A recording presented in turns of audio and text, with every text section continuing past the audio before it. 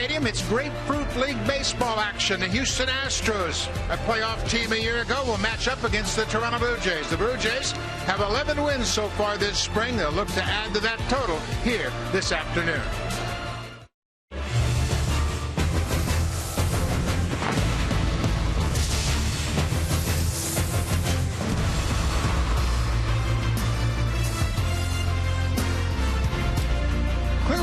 Florida, another gorgeous afternoon here in the Sunshine State. Grapefruit League baseball action coming up just a few blocks from the Gulf of Mexico.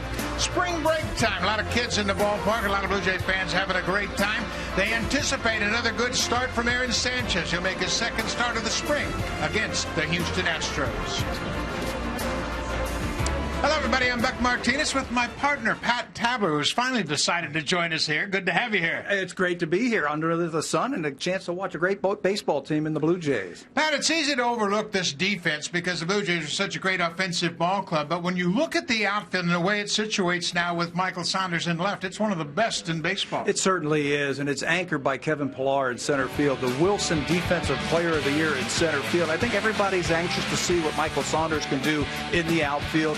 Pillar in center and Bautista in right field, they can all run. And what really sticks out for me, Buck, is every one of these guys can throw that baseball. They're very accurate to every base. And then when you look at the infield, from third to first, the Blue Jays infield matches up with any in baseball. They had their problems at the beginning of last season, but when Troy Tulowitzki showed up, it just seemed like the defense got better. Tulo played in 40 games, did not make an error. The team went 31-9. They take a lot of pride in what they do. They work very hard, and you're right, this is one of the best defensive teams, and especially on the infield. We didn't put Russell Martin in there, one of the best in all of baseball.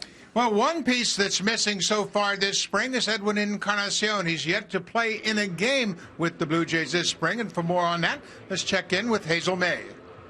Buck, Edwin Encarnacion, who has been shut down for a week with what the team is calling a minor left oblique issue, was out playing catch yesterday morning. Now, head trainer George Pula said that's a very good sign.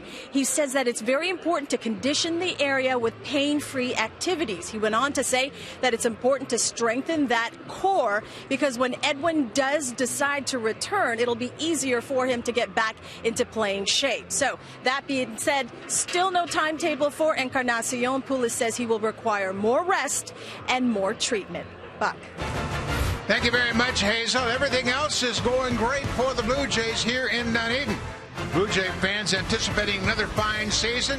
The Blue Jays and Astros, two playoff teams from a year ago, looking to repeat their great seasons in 2015.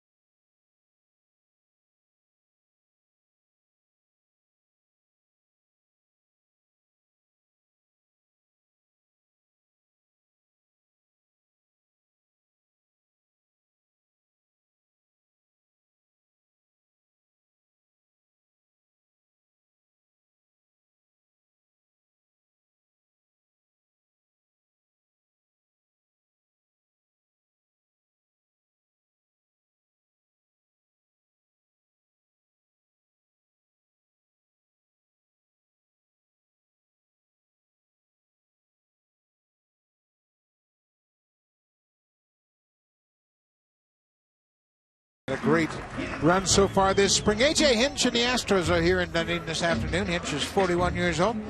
In his second season with the Astros, a year ago, he saw his team improve by 16 games and make their way to the postseason. Here's the starting lineup for Houston. Former Blue Jay Jake Marisnick, top of the order, and then the shortstop Marwin Gonzalez. This spring, he's up to a great start. 4 home runs. He's got some pop. He's a super utility player that's a switch hitter for Houston. And then Luis Valbuena, he actually spent some time with the Blue Jays a couple of years ago in spring training. Had a career season last year, 25 home runs, and he could really handle the glove over at third base. This is a very good lineup. It's a very good lineup that Aaron Sanchez will face this afternoon. Starting lineup, starting pitcher brought to you by Scott's Turf Builder. Green Max Lawn Food. Get a deep green lawn in just 3 days. We mentioned Aaron Sanchez. He gets ready for his 4th appearance of the spring and his 2nd start. His last start was 5 days ago, and boy, was it ever good. Aaron Sanchez went out there 4 innings. He only gave up a hit. He had 4 strikeouts, a walk. He did it very efficiently in 52 pitches against the Phillies. Sanchez trying to earn that spot in the rotation. He has been very impressive so far this spring. He has done everything to win a spot in that rotation. Defensively behind Sanchez in the outfield, it's Carrera starting in left field, Pilar and Bautista in center and right, respectively. Donaldson, Tulowitzki, Darwin Barney starts at second base. He is scheduled and more likely to be the utility player on this ball club. Great fielding first baseman is Justin Smoke, and A.J. Jimenez has had a great spring. He gets to start behind the plate to handle Aaron Sanchez. We talked about it in the opening. The glue of the infield is that man right there, Troy Tulowitzki. July 28th, the day before he was traded here, Blue Jays had the 5th most errors in the American League. When he came here, they only made 27 errors the rest of the way, 2nd fewest in the American League. Tulowitzki has really set the tone for the work here this spring, and we'll talk more about that as this game goes on. Here is Jake Marisnick. Sanchez is set. First pitch is cut on and missed, and we are underway. Marisnick, a former draft pick of the Blue Jays. He was traded to Florida initially and then picked up by Houston. He's become a very good defensive center fielder. Sanchez throws that one all the way back to the screen. He's got some pop, too, in that bat, Buck. If you make a mistake, he can leave the yard and give your team a quick lead.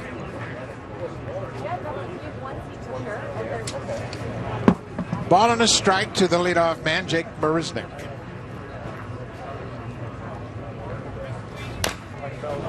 That good sinking fastball was fouled at home plate. Marisnick was a 3rd-round pick by the Blue Jays in 2009.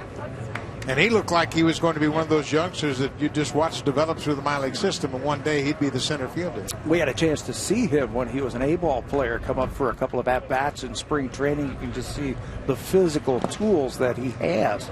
He's tall, he's athletic, he can run. I mentioned he's got some pop in that bat also. Marisnick finished up last season with 9 home runs. 2-2 pitch. Strike 3 called. The fastball gets Marisnick. Well, one of the things that Aaron Sanchez is showing everybody, hey, I can pitch in the starting rotation because I've got the full arsenal. I've got the fastball command, and that's what he does right here as he paints the outside corner with that fastball. Nice job by A.J. Jimenez to frame that one up. Going to be interesting to watch Sanchez and Jimenez work because Russell Martin has really done a great job of using all of Sanchez's pitches, and today he's got the youngster behind the plate. Marwin Gonzalez takes one downstairs for a ball. Gonzalez, a switch hitter, playing at shortstop today. Of course, the Astros have the Rookie of the Year as their everyday shortstop, Carlos Correa. Gonzalez becomes a very valuable player for the Astros because he can play multiple positions. A.J. Hinch was talking the other day that they can give certain guys on that infield days off and put Gonzalez in there and really not lose a step. They asked him, well, when do you play him? He says, when they're hot. When he's swinging the bat, that's when I'm going to be playing him. And he works out to be almost a semi-regular because he can move around. He might play 4 or 5 times a week. In a position really that's been made famous, I think, by Ben Zobrist. The versatility to be able to play different positions. You can stick him in the outfield if you have to. 2 balls and a strike to the number 2 hitter in this Astro lineup. On the ground. There's that good glove over at first. That's Justin Smoke making an easy play of it. They have improved the defense from a year ago. One of the reasons right there, Justin Smoke, although he's a big guy, about 6'3", 220, he's got very soft hands. He's got very quick feet. If he gets to the baseball, he's going to make an out.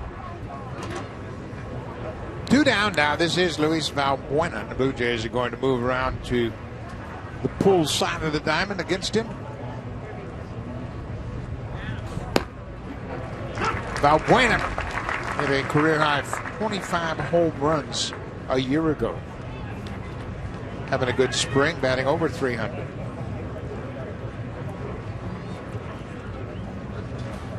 Good curveball, but it's low. That's one thing that Sanchez has worked on this spring, trying to develop second and third pitches. Well, coming out of the bullpen, you're basically a 2-pitch pitcher. If you remember Aaron last year, hard fastball and a nice little cutter. Ground ball. Tulowitzki has to dance around Darwin Barney. Quick inning for Aaron Sanchez. A couple of ground ball outs and a strikeout. All right, now time to turn it over to our master of ceremonies.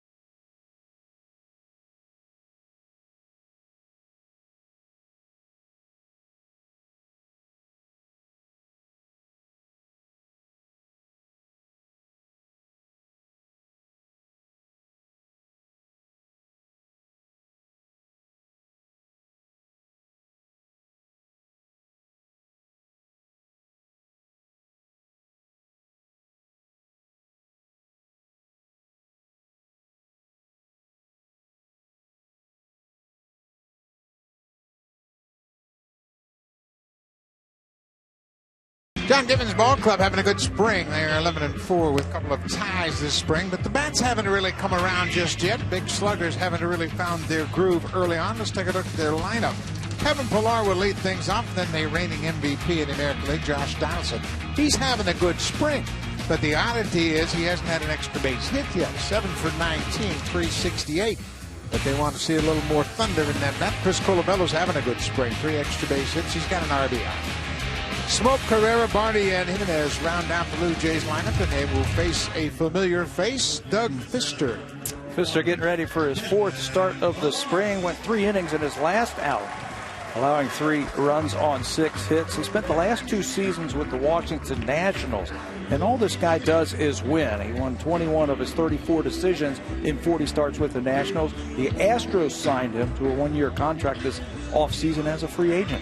Didn't sign till the 28th of January. Had to be a little anxious, but he ends up in a good spot with the Houston Astros.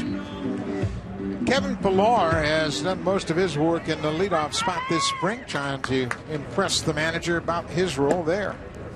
Fister throws that sinker for a strike. I asked Kevin today, any changes if you are going to bat leadoff? He said no. The only thing is I come up a little bit earlier than I did when I was hitting the bottom of the lineup. Well, Kevin has said one thing he would like to do is take a few pitches to give the guys behind him a little more information. That's a base hit. That'll always play for a leadoff guy. A single to left. Let's take a look at the defense behind Doug Fister. Houston has one of the best defensive ball clubs in all of baseball. Today it's Perez, Marisnik, and Applin in the outfield. Valbuena and Gonzalez on the left side of the infield. Danny Worth, the former Tigers, at second. That's Tyler White at first base, and he's in competition for that first base position. And there's the former Blue Jay, Jake Marisnik, in center field, career high. 133 games last year. He finished 6th in the American League with 13 defensive runs saved. To play all 3 outfield positions, and a very good 4th outfielder if you need him. Fister works very quickly and lungs the ball in a hurry. Josh Donaldson, we mentioned his spring numbers. The oddity is the fact that he doesn't have a home run yet. Today's a good day to get off the schneid.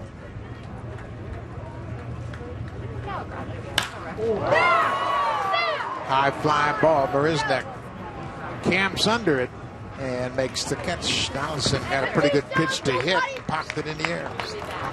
What's the first thing you do when you come to the ballpark as a hitter? You check the wind, right? It's very windy today. Ball was flying out of here during batting practice today. Josh Donaldson, I think he hit 6 home runs last spring, didn't he? Yes, he did. Still looking for the first one this year. Jose Bautista, he's got one so far this spring. Came right here against the Tampa Bay Rays. 1 out. Bautista, terrific season a year ago. 40 homers, 114 driven in. Villar with that walking lead, and Pfister chased him back. You can see the shift being put on by the Houston Astros. I don't think Bautista is going to try and massage one to right field.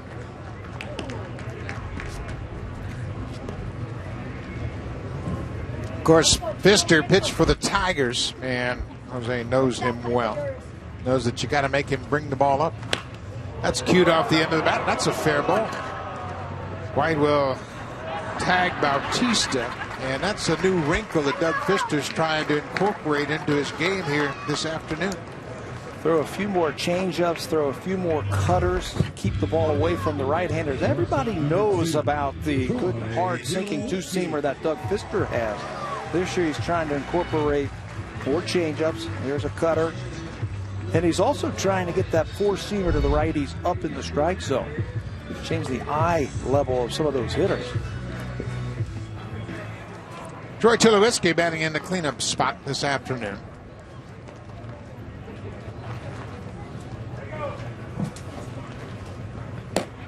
First pitch strike right at the bottom of the zone.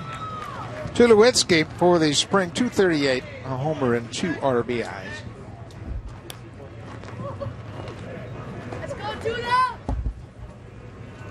Played in 41 games after the trade to the Jays. At 239 for the season with 5 home runs. He really didn't find his footing offensively. New league, learning all the pitchers. A chance to watch him now during spring training. His approach at the plate is just a little bit different. His bat's a little bit flatter. Last year he was more upright. He's starting to incorporate that leg kick, and you're starting to see the ball really jump off of his bat again. Ball in the dirt. Nice block by the veteran Jason Castro. Castro figures to be the everyday catcher again. They were planning on Evan Gattis doing some backup catching, but Gattis went through hernia surgery this spring, and that plan is out the door. They're looking for a backup catcher. And this time of spring training, everybody's out there looking for something to finish off their team. Astros don't need much. Basically, they have 2 questions to answer here in spring training. Who's going to be their backup catcher? Max Stassi broke his hamate bone, and he's out for 8 weeks. And who's going to be the starting first baseman?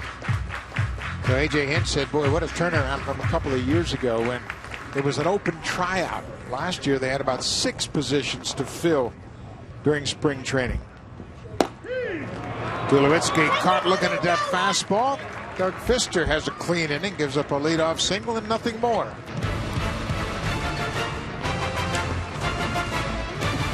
Hey, Blue Jays fans.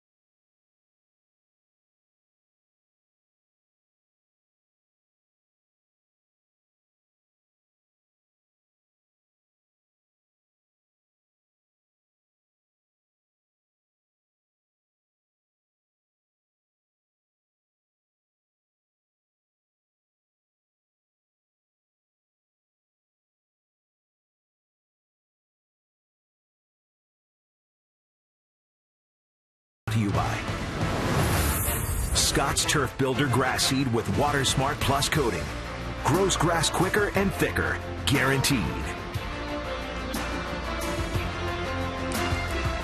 That's the Sunshine Skyway, the iconic bridge down here in the Tampa Bay area.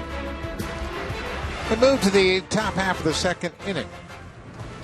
Young first baseman is Tyler White. He was a 33rd round pick out of Western Carolina in 2013. Interesting story. He's got some power, and you see the similarities in his stance between that of Evan Gattis and White. Crouched down just a little bit, open stance, swing hard. He's having a good spring. There's a breaking ball that misses. It's ball on the strike. Had 14 home runs last year between AA and AAA. He really put himself on the map this winter playing in the Dominican Republic. He tied for the league lead with 10 home runs. He didn't get cheated. You know, if he grows that beard out just a little bit more, he would look like Evan Gattis, wouldn't he?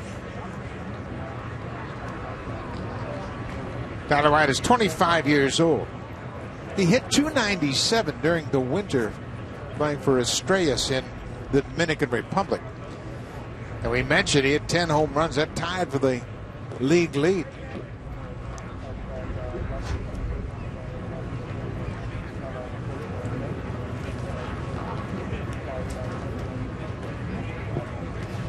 Way outside. This is not an indictment on A.J. Menace, but with Russell Martin behind the plate, Sanchez had really gained a lot of confidence about just executing his pitches. He was tentative with that breaking ball and missed down and away. Martin's done such a great job since coming over here last year, gaining the confidence of his pitching staff. His last start, when Russell caught him, didn't he throw a bunch of breaking balls in that game? A lot of curveballs and a lot of good ones. Full count. Ripped into center. White continues to have a good spring. Boy, he jumped all over that fastball. Pete Walker is right out of the dugout. He wants to talk to Jimenez and Sanchez both. You know, before that ball even hit the outfield grass, Pete Walker was up and saw something. And Aaron Sanchez wants to talk about this. He's only got 30 seconds. You can see he got that message very clear. Watch it one more time. It's a fastball down and away. White does a good job of going down to get it. But before that ball hit the outfield grass, Pete was up and out there, had something to say to him.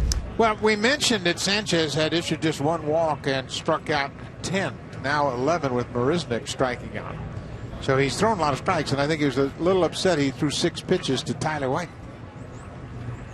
This is Jason Castro, the left-handed hitter. Message received. 4-6-3. Pete, you got to go out there more often, buddy. Keep it short and sweet like you did. Quick message. It had to be, hey, let's start attacking that strike zone. First pitch swinging as Castro, that patented two-seam fastball. Double play, easily done, turned by the Blue Jays. Barney, Tulowitzki, and then Smoke.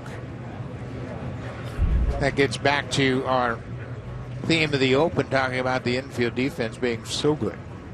And Sanchez put it to work there. This is John Singleton. Singleton's got some power. Originally drafted by the Philadelphia Phillies, he came to Houston in July of 2011 and trade for Hunter Pence.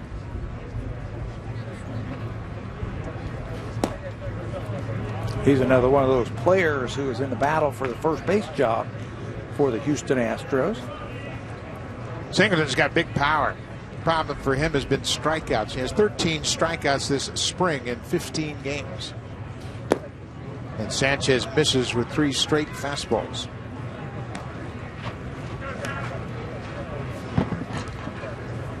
Aaron Sanchez is going to have to learn to pitch, obviously, on his own. He can't lean on Russell Martin all the time. Russell goes down, misses a start or two. He's going to have to be able to make adjustments himself. 2 outs. There's a strike.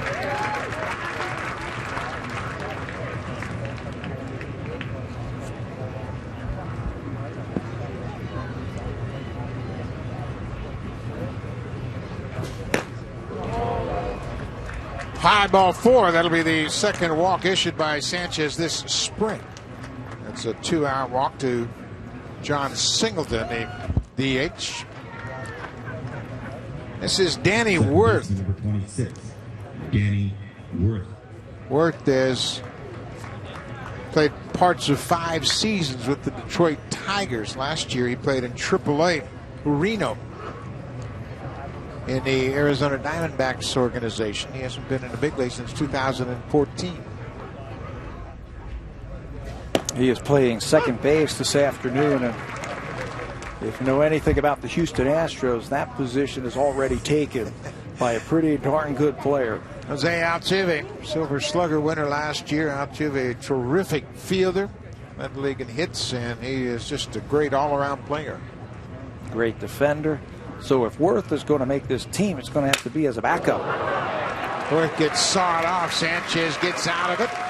A 2-out walk. Sanchez gets the comebacker. We'll go to the bottom of the 7th. Chris Colabello will lead things off when we come back.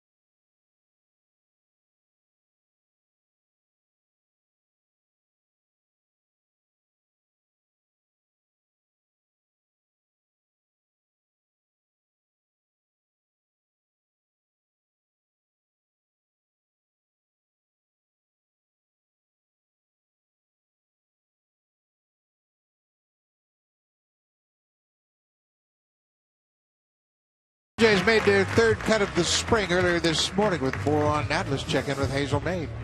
Buck, some disappointing news from Mississauga, Ontario's Dalton Pompei, who was sent down to minor league camp this morning. Manager John Gibbons says his preference is to give Pompei more at-bats and more regular playing time. I caught up with Pompei just before he left the stadium. He said, of course, he's disappointed, but he clearly understands the decision. He said, look, it's a catch-22. You don't want to be there sitting on the bench, but at the same time, your dream is to be playing in the big leagues. He said he will not let the decision define him. For now, Buck, he will continue to work hard, stay level-headed, and be ready for his next opportunity. Hazel, that's a great way to look at things. If you're Dalton Pompei, he's a young guy, Pat, and he needs some at-bats, and he needs to gain more experience. He got to the big leagues so quickly.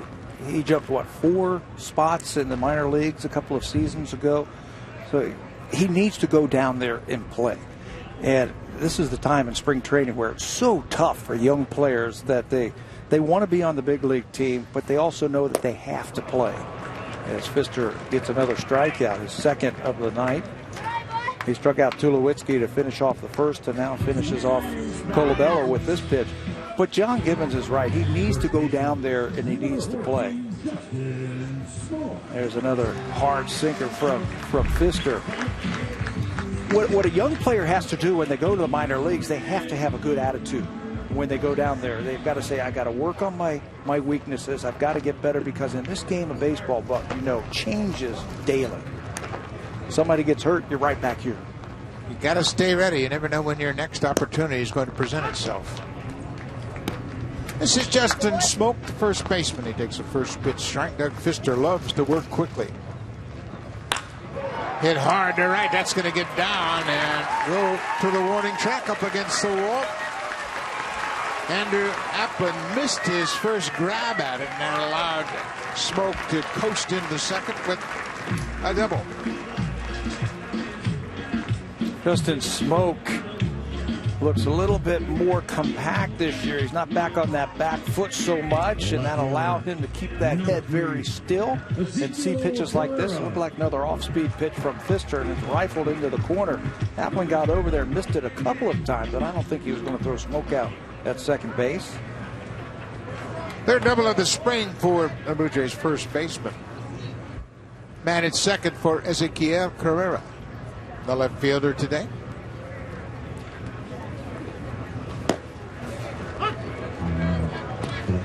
We talk all the time about players, where they fit in the organization, and what the team has to look forward to the last couple of weeks of spring training. Well, the fourth outfielder spot for the Blue Jays is up for grabs, and this is one of the guys battling for that spot. Ezequiel Carrera and Junior Lake look like the two candidates for that extra outfield spot. How about Siciliani also? He's had a very good spring. Slow curveball looped to left. Gary Perez is there. The left fielder makes the grab. A slow curveball. You're right. Daryl Siciliani came over from the Mets, and he's had a good spring. And he can play all three outfield positions as well. Basically, all three can play all three of the outfield positions. The outfield. I think what it's going to come down to for the Blue Jays, do I want a left-handed hitting extra outfielder or a right-handed hitting extra outfielder? Well, so much depends on where Edwin Encarnacion is and whether or not he's going to be able to start the season. Nobody has talked about whether or not he's going to go on the disabled list. Obviously, there's plenty of time for him to get ready. In the oblique injury that Edwin has, that's a tricky injury. You can't go out there and say, okay, the swelling is down and I can run some sprints, I'm fine. It's a thing where he's going to have to go out there when he feels right, test it with a swing or two, and then put him in a game and see how he feels. At this point of the spring, what you will do as an organization, send Edwin over to the minor league complex and let him get 8 or 9 at-bats in a minor league game. He can lead off every inning. Well, the Blue Jays did the right thing, number one, in shutting him down as soon as he felt some discomfort. The last thing you want to do is, with a couple of weeks in spring training, hey, I feel something there, I'm going to try and play through it. Well, this time of the year, I think that's the manager's biggest worry, injuries. Tampa Bay got some terrible news today when Brad Boxberger, who had 41 saves a year ago, underwent surgery for a core muscle issue, and that will keep him out at least 8 weeks. You know, one thing about the training staff and the medical staff, when they predict what a player is going to do, how long he's going to be out, it's almost like the weatherman. You really never know. 0-2, slow breaking ball pulled past Louis Rivera. And it's better, I think, to err on the side of caution, don't you think? Yeah. Say 8 weeks when it could be 6. I mean, you start saying 6 weeks and it becomes 8, then who knows? Yeah. Yeah, you have to certainly make sure the player is healthy. And the core muscle injury, Justin Verlander, it took him almost 2 years to come back. Yeah, that is not good news for the Tampa Bay Rays, even after they traded Jake McGee. They traded Jake McGee to Colorado because they had too many pitchers, and now they were wishing they had that big, hard-throwing left-hander. No score in the bottom of the second. Doug Fister trying to work out of this jam. He's got 2 outs. Missed with that pitch down and away. Fister, as we mentioned, A.J. Hinch wanted Fister to come on this trip and start against the Blue Jays' right-handed hitters. Their analytical staff had determined that he needs to use more cutters and changeups against right-handed hitters. There's a cutter that missed right there. And what are we seeing here this afternoon and through the first 2 innings? Everybody knows about Fister's good, hard, sinking two-seamer. He'll attack the strike zone with that, and he'll give up his share of base hits. But you got to keep those hitters honest. You got to be able to throw that ball on the outside part of the plate. He's also trying to elevate that four-seamer. 2-2 to Barney, pulled foul. And that's why spring training is so deceiving. And if you're a fantasy league player and you want to go by spring training stance, good luck with that. It's not happening. It's not working. Because a pitcher might be out there working on something. He might be working on his curveball. He might throw 4, 5, 6 of them in an inning. Bouncing ball. That's a fair ball. Valbuena throws on the run, on the money. Another ground ball out for Doug Fister. The Blue Jays leave a base runner. No score after 2.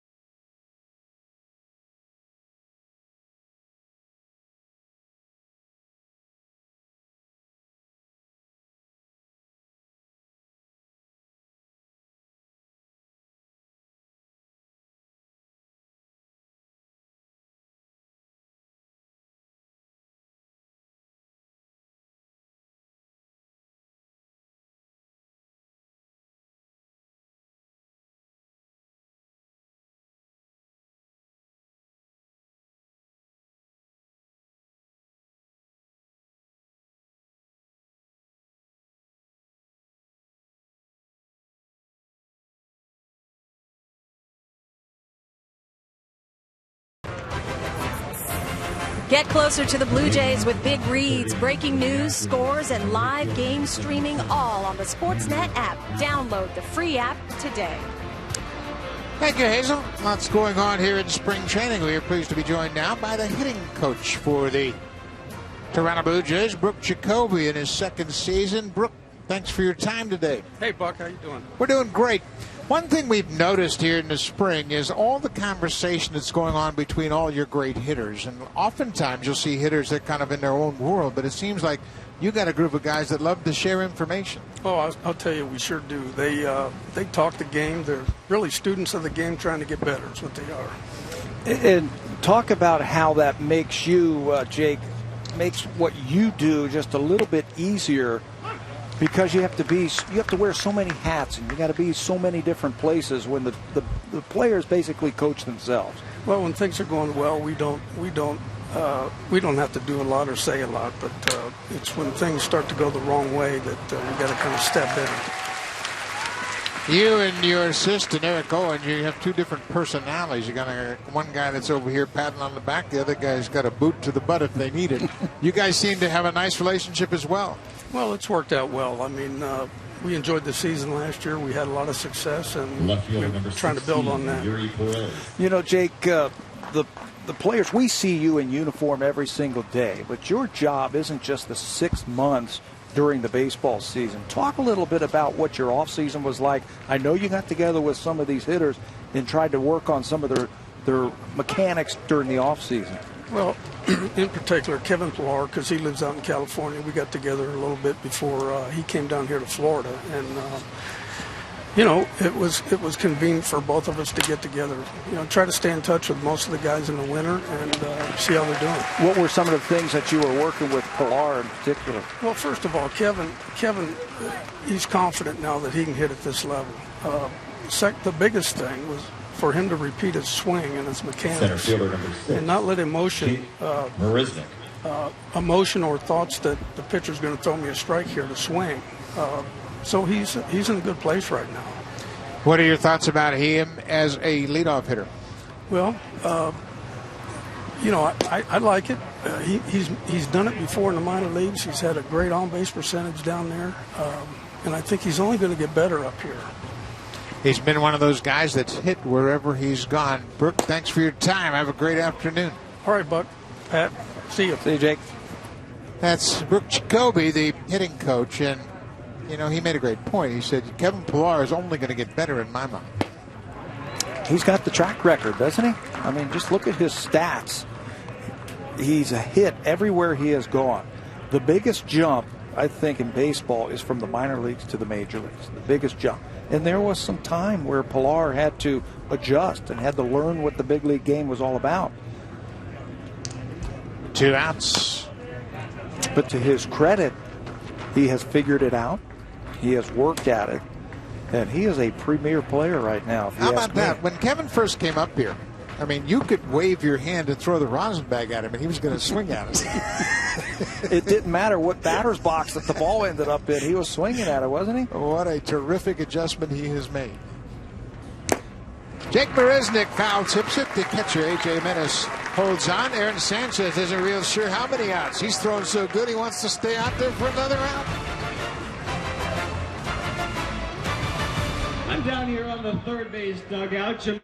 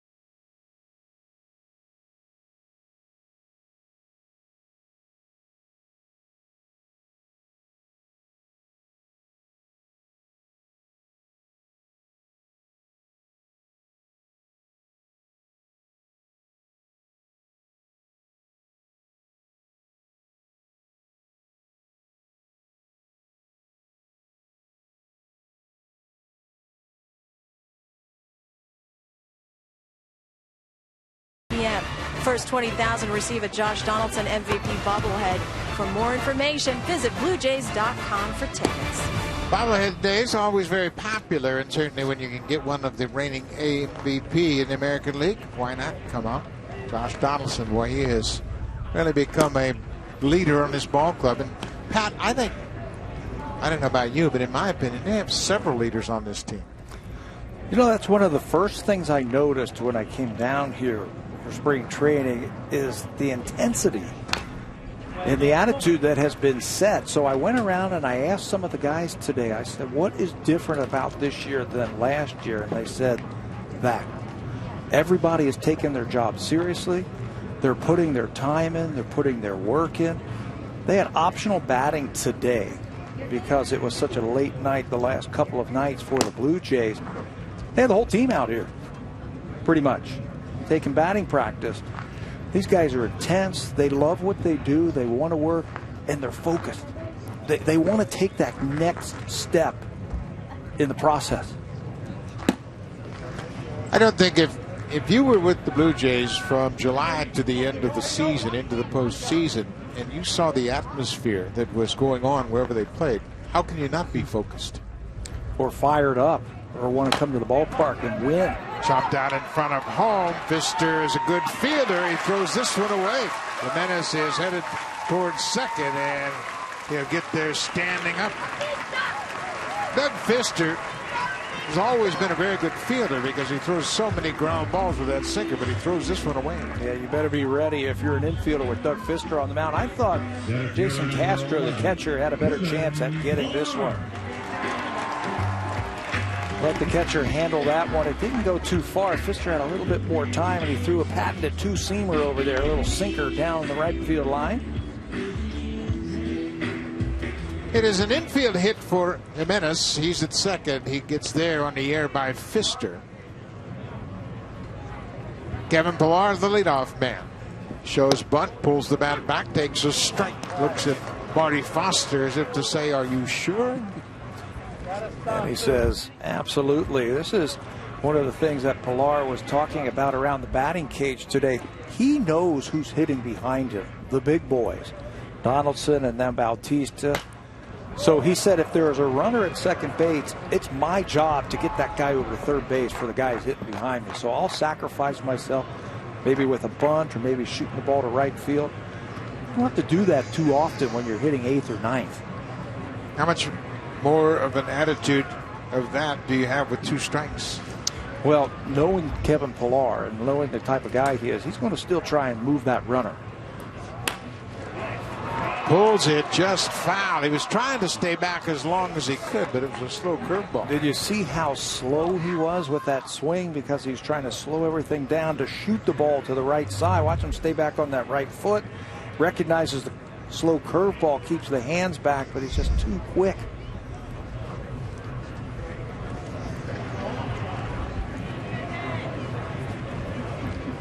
Kevin Pillar is now 27 years old.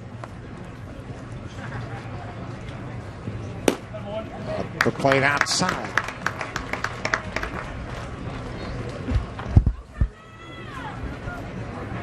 These are good situations in the spring when you're playing in a scoreless game early against a big league pitcher. This is pulled to third as Jimenez has to hold his ground. Pfister's doing a good job of using his changeup and his cutter today, and that was the assignment he was given for this start. You almost have to tell yourself, okay, I'm not going to stride. I'm not even going to move until I see the ball out of his hand. Pfister understands what Pillar was trying to do there, so he was just a little bit better in throwing that sinker, throwing the off-speed pitch. Kevin just couldn't stay back long enough. This is Josh Donaldson. Just under 300 last season. Donaldson asked for time. Pfister was just about ready to deliver the pitch.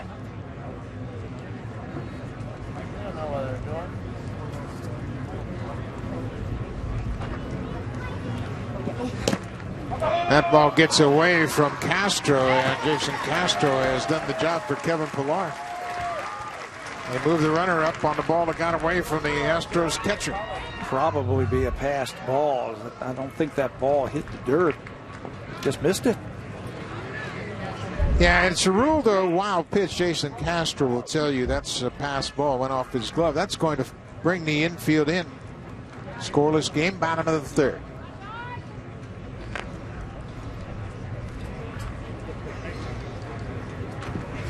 This is where Josh Donaldson really narrows his focus.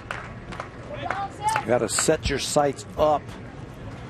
Doug Pfister, he's got a very plain pitching philosophy. Get as many ground balls as possible by pounding the lower parts of the strike zone. You make him get that ball up as a hitter now with a runner at third base. That's why they brought the infield in. They're anticipating the ball on the ground. This is the beauty of the Blue Jays lineup. 3-0 to Donaldson with Bautista standing on deck.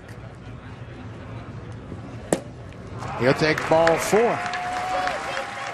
So Pfister now at least will allow the middle of the infield to back up the double play deck. You know, even though it's spring training, he didn't want to have any part of Josh Donaldson right there. He's going to take his chances with Jose Bautista. If he gets a ground ball here, he can get out of the inning. Well, pitchers use these situations just like hitters, and he was thinking mid-season right there. I'm not giving in to Donaldson. Take my chances to get a ground ball. Missed with the first pitch. Jose Bautista, now 35 years old. Boy, what a trade the Blue Jays pulled off in August of 2008. They picked him up from the Pittsburgh Pirates for a catcher named Robinson Diaz. Who? And the rest is history, right? Remember, Jose, he didn't have a position. He didn't have an identity when they picked him up from Pittsburgh. He was more of a utility type of player, but he came to Toronto and made himself a superstar. He's done it again. 3-run home run for Jose Bautista, his second of the spring, and that's why this lineup is so dangerous. You walk the two-hitter, you got to deal with a two-time home run champ.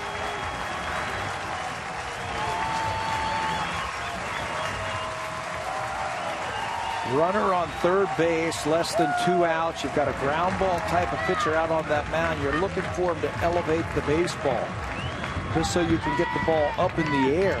Well, Bautista does one better by driving it out of the ballpark. Watch where this pitch is. Right down Broadway, and it's not coming back.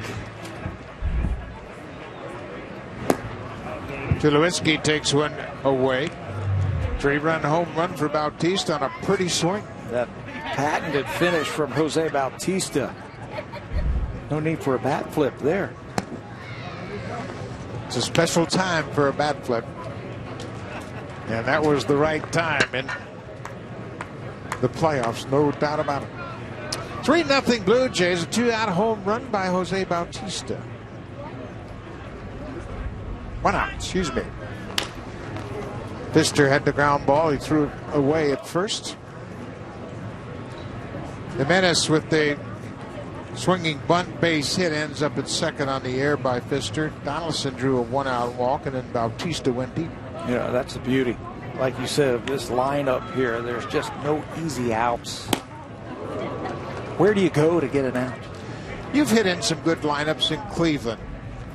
How much easier is it for the individuals when you've got guys around you that can do damage? I think the Josh Donaldson at bat was a perfect example of that. He knew exactly what Doug Pfister was trying to do to him. See if he would fish for balls off of the plate. He didn't want to have any part of him, so he said, you know what? It's a good lineup. Let me take my base, pass the baton, if you will, to Jose Bautista, and let Jose do the damage. That's really interesting when you see lineups like Tampa Bay, for instance, with Evan Longoria. This is tapped toward third. Nice play by Valbuena in time. But when Longoria's in the lineup, you just don't give in to him. So as a hitter, he might chase some borderline pitches because he knows that he's the one guy in that lineup that can do damage. Not so much this year, I think, Buck, but in the past, he was the guy. I think a good example of that, you'll see it in Cincinnati this year in Joey Votto. They've traded a lot of good young players and good players, offensive players. Joey Votto is not going to get anything to hit this year. And he is a guy who takes a lot of walks, and he's very disciplined. It'll be very interesting this year to see how many times he walks. Well, and Chu, you think maybe he will chase some borderline pitches because he knows that he's the only guy that can drive in runs, but his history suggests he won't. He's not that kind of guy. So it'll be interesting. On the Blue Jays side of things, though, up and down the lineup, you've got guys who can swing the bat. Well, and they will take walks, too. And I think that's the one thing. We heard from Brooke Jacobi last inning, and he talked about the communication. And you see it every day here. I mean, everybody's talking. Bautista's talking with Donaldson, and Colabello comes over, and Tulowitzki joins in, and everybody just chimes in. And it's so refreshing to see that much of an exchange of information. 0-2 to Colabello. That misses downstairs. Colabello anxious, reminding himself not to jump at Pfister. He was a little anxious in his first at bat. He ended up striking out on a pitch down in the dirt. He is better when he is thinking in the middle of the diamond, and the defense reflects that. Jake Marisnick in center field, shading him to right field. Chris is having a good spring. Here he strikes out. Another pitch down and in. Swings over the top of it. But Jose Bautista connects for his second home run of the spring. A 3-run home run to left off Doug Pfister. 3-0 Blue Jays.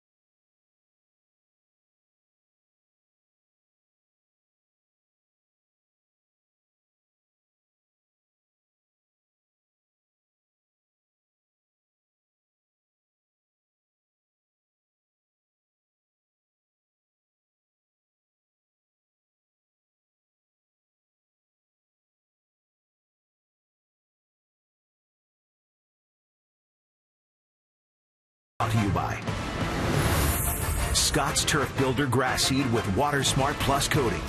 Grows grass quicker and thicker, guaranteed. Beautiful afternoon here in Florida. A lot of people out and about enjoying the great weather.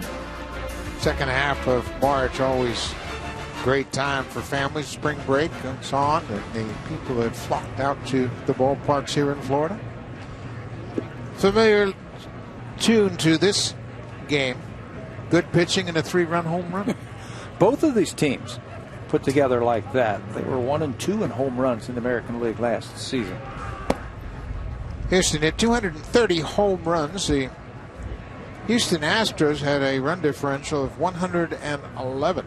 They were second to the Blue Jays, who had a run differential of 221. Remarkable. Ball is hit toward the alley, and that's going to split the outfielders and go all the way to the wall. Marwin Gonzalez is headed for second base with a stand-up leadoff double. Gonzalez has had a great spring. Hitting over 400 this spring, and he shows you why. He takes that sinker down and away. Doesn't try and pull it. Doesn't try and yank it out of the ballpark. Just goes right with it and splits the outfield. Ball slicing away from Pilar. Extra bases. Good piece of hitting right there. He's a good player and a very valuable player. You can't have stars everywhere, but you have a guy that can play the entire infield, and he might be their best fielding first baseman. Luis Valbuena. He grounded out to shortstop his first time up.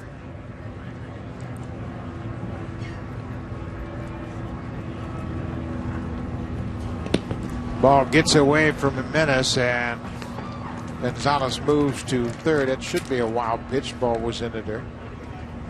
You know, the tough part about catching Aaron Sanchez, he throws so hard, number one. Number two, he's got all kind of movement. This ball's straight down, and as a catcher, you slide over and you try and keep that ball in front of you, but you have no idea where it's going to bounce. When you talk about Sanchez, people will say his stuff is explosive. Fastball, curveball, slider, everything. It all moves. Buena was looking for that fastball and still was late. Going to be interesting what happens with this Blue Jays rotation. You know, everybody's talking about the fifth spot in the rotation.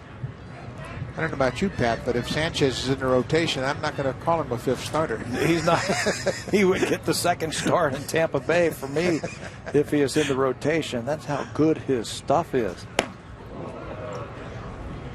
But they have some decisions to make. Is he more valuable in your starting rotation? Would you rather have him coming out of the bullpen pitching one inning? I know what I think. I'd love to see him in the starting rotation. Well, we know what he can do as a reliever, but here's another question for you, too. If you put him in the bullpen, he's probably going to pitch the 6th or 7th inning. He's not going to pitch the 8th or 9th. And that's really interesting. They have Storen and Osuna, of course. One of those two figures to be the closer. Breaks his bat. Donaldson out into shallow left, over the shoulder catch. What a nice piece of concentration by Josh Donaldson.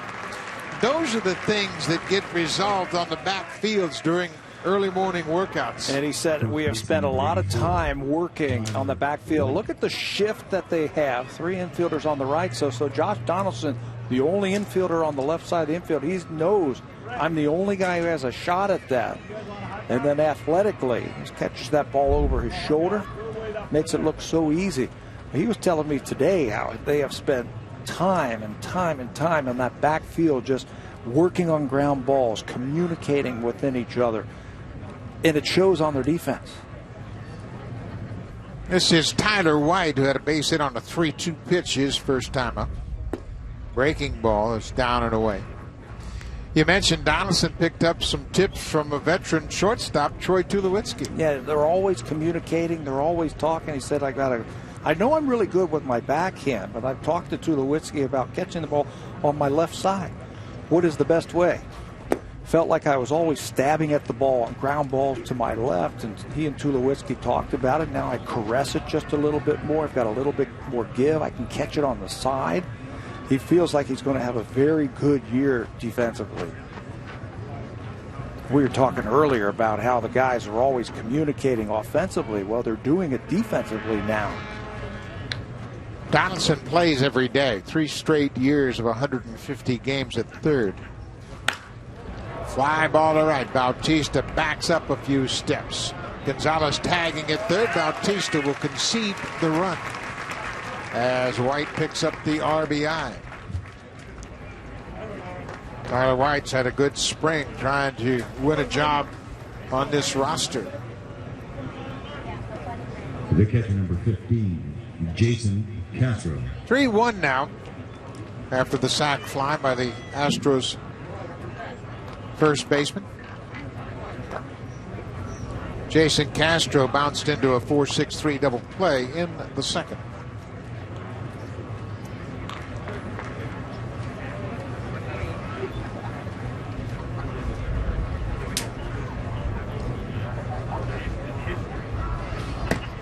That ball got away from Sanchez. He really got underneath it and ran up and away. Tried to guide that ball. They wanted that fastball inside against Jason Castro. It looked like he was trying to pinpoint instead of just throwing it. Again, when Russell Martin is calling a game for Sanchez, he'll make a motion right after that first pitch and remind Sanchez why the ball got away.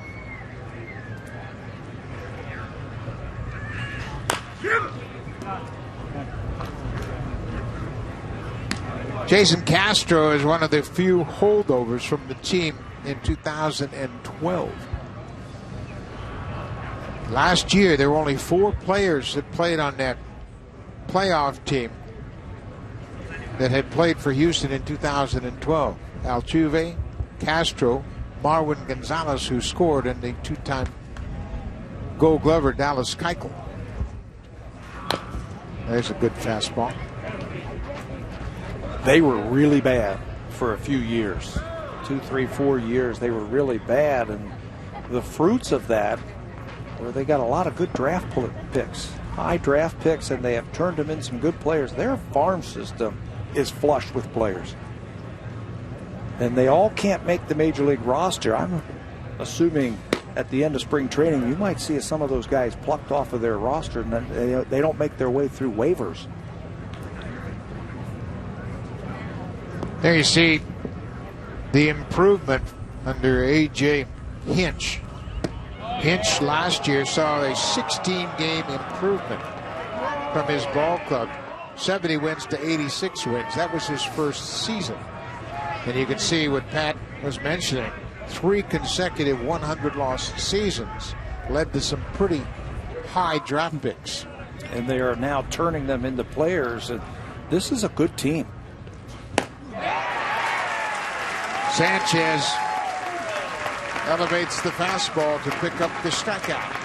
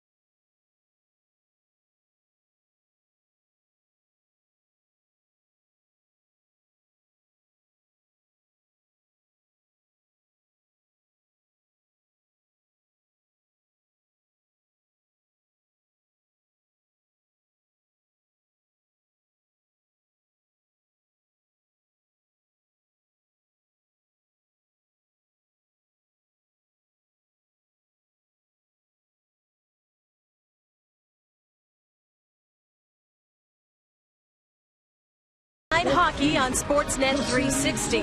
Dylan Strome and the Otters face off against Mitch Marner and the Knights. See the OHL's brightest stars, Erie, London, tonight on Sportsnet 360. Buck. Thank you very much, Hazel. And it is a nice day to be at the beach, and we're only a few blocks away from the Intercoastal Waterway here in Dunedin, Florida. It's a 3-1 ball game. Justin Smoke will lead things off for the Blue Jays, the first baseman. Had a double his first time up, his third double of the spring. 18 home runs a year ago. And he pounded out those home runs in under 300 at-bats. So the batting average there also at 228. That was one of the things that he wants to improve on. He's a better hitter than a 228 average. Again, it gets back to the relationship with the hitters and the two hitting coaches, and it seems to be a strong bond. Well, they were working with him also this spring about trying to stay a little bit more balanced at the plate, keep your weight equally distributed on your lower half. So many times last year we would see him, I would think that he would commit early that, hey, I am swinging at this pitch, and he would get way back on that back leg, and wherever the pitch was, he was going to swing at it. Now you can see right there, that's good balance. Gets to that inside pitch. Yeah, if you're too much on the front leg or the back leg, you're going to sense it, and you're going to rush to the ball. Now there's not a lot of movement. You see how still his head stayed right there? Stayed right in the middle of his body instead of drifting out towards the pitcher. Covers that outside pitch. It's 2-2.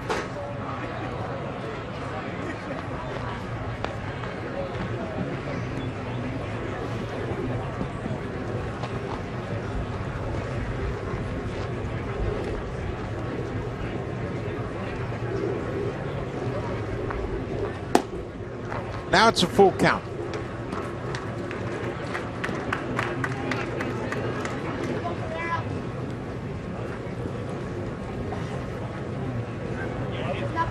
Carrera will be next. Sinker is tapped foul. Justin Smoke's career high in home runs came when he was playing with the Mariners. 2013, he had 20 home runs. But last season, he established a new career high with 59 RBIs. And some big base hits, too. Remember the big home run he hit at Yankee Stadium? Blue Jays won a tough game against the Yankees late in the season. I believe it was a grand slam. His first career grand slam. Hits this one hard past White into right field. Justin Smoke's 2 for 2. That was a good at bat. Boy, that was a very good at bat. He fouled off some tough pitches, one down the left field line, one down the right field line. Works the count to 3-2. Finally gets something out over the plate. Doesn't go out and try and cream it. Just stays back nice and easy. Takes a nice 2-strike approach. And rips that ball into right field for a second hit.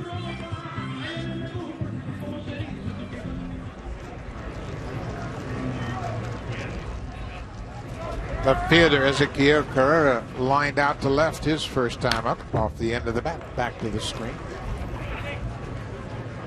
The Blue Jays, Bautista's home run, just the 17th home run they've hit this spring.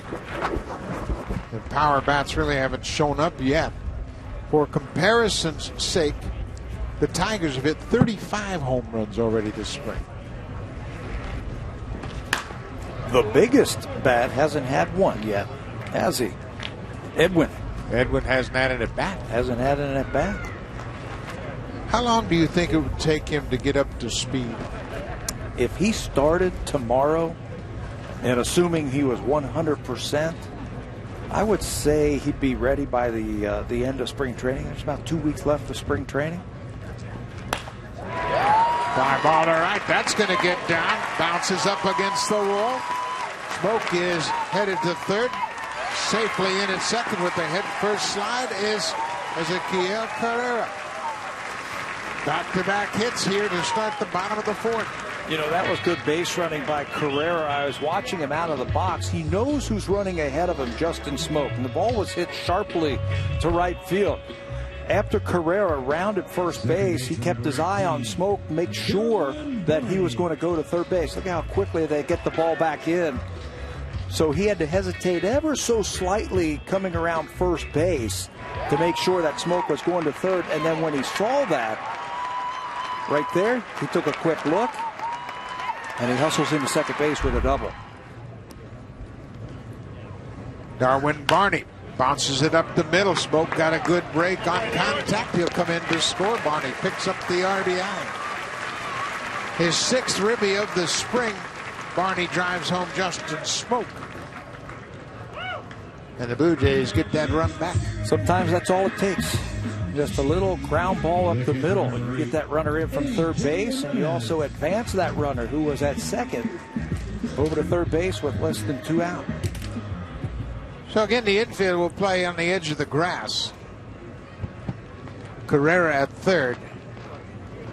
A.J. Menace had a swinging bunt base hit his first time up. The Menace with 6 hits this spring. He's now 6 for 13. Chased a tough pitch down and in. He's in the hole 0-2. Yeah, now he's got a battle. Not real sure what Fister's going to do. He's never faced him before, obviously, because he's never played in the major leagues. He could go slow curveball. He could elevate a fastball. He could sink it one more time to try and keep the ball on the infield. This, as a hitter, you really have to battle right now. You got to cut your swing down.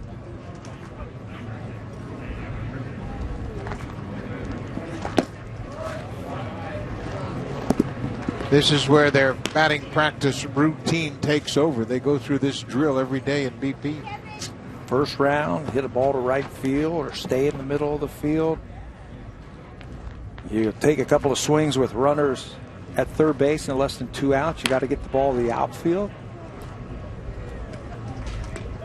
That breaking ball stayed inside, and he had enough time to hook it foul.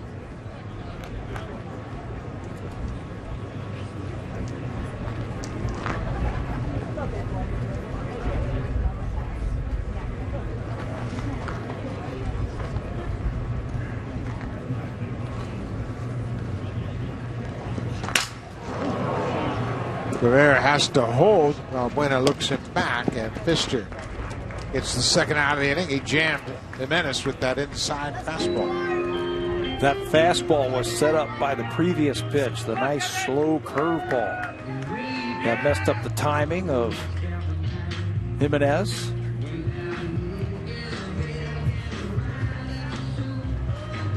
So Fister's day has come to an end. He goes 3 2/3. We'll have a pitching change when we come back to Dunedin. Blue Jays have a 4-1 lead.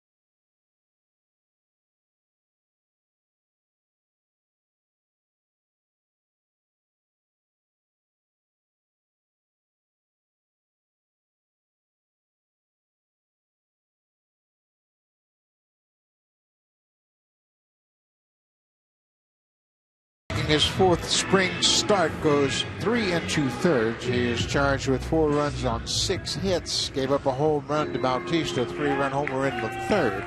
The new pitcher, Yandel Gustave, comes into the ball game. Gustave just 23 years old from the Dominican Republic. Signed as a 17-year-old back in 2010. There are his numbers in 46 games in Double-A last season. 2.15 earned run average. He saved 20 ball games in 24 chances. This is where managers like to bring in young kids like this with runners on base and 2 outs to try and get out of the inning. And the hitters hate it. Yes. They don't have any idea who it is. You know he's going to throw 95, and now I got to try to drive this run in from third with 2 outs. And you have no scouting report on him. Base hit. Doesn't bother Kevin Pillar. A 2-out RBI single for Kevin Pillar. He is 2 for 3 this afternoon. You know what helped? Getting to 1-0. Because then he could guess fastball, and that's exactly what he got. If they wanted that ball away, crept on the inside part of the plate, and Pillar with a nice level swing rips it into left field for a big 2-out hit. 5-1 Jays. Josh Donaldson walked and scored into third. He scored ahead of the Bautista home run.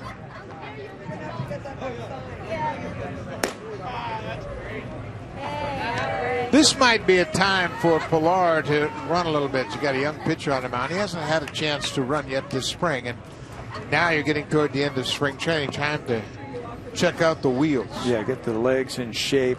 Plus, there's 2 outs. Not running here. Breaking ball. Big swing and a miss. 2 outs. If you get thrown out, no harm, no foul, right? Josh Donaldson leads off next inning. You're successful. Now you got Donaldson hitting with a runner in scoring position. Ball on a strike to the Blue Jays third baseman.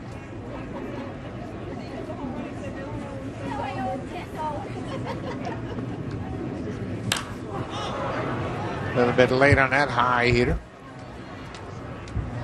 When did you want to be ready for the season? How much time did you say, okay, now I know I'm ready, when you get toward the end of the spring? I don't know about you, but I did not like spring training. I hated the first week of spring training because you're facing pitchers who are throwing a million miles an hour. You're outside. There goes Pillar. Donaldson with 2 strikes had to protect the plate. Pillar got a running start. That was a good time to go right there, hoping he'd throw a breaking ball. Then you're in the middle of spring training, and you're facing a guy here and there. You're playing, and then you're not playing. And then with about a week to 10 days to go, you're like, let's go. I'm done. Let's get out of here. So spring training can get very monotonous and very long, but you got to do it. You got to do it for the pitchers. Pitchers need to have 6 starts before they proclaim themselves ready. Donaldson strikes out. Blue Jays have 2 in the bottom of the 4th. We'll go to the 5th. 5-1 Jays.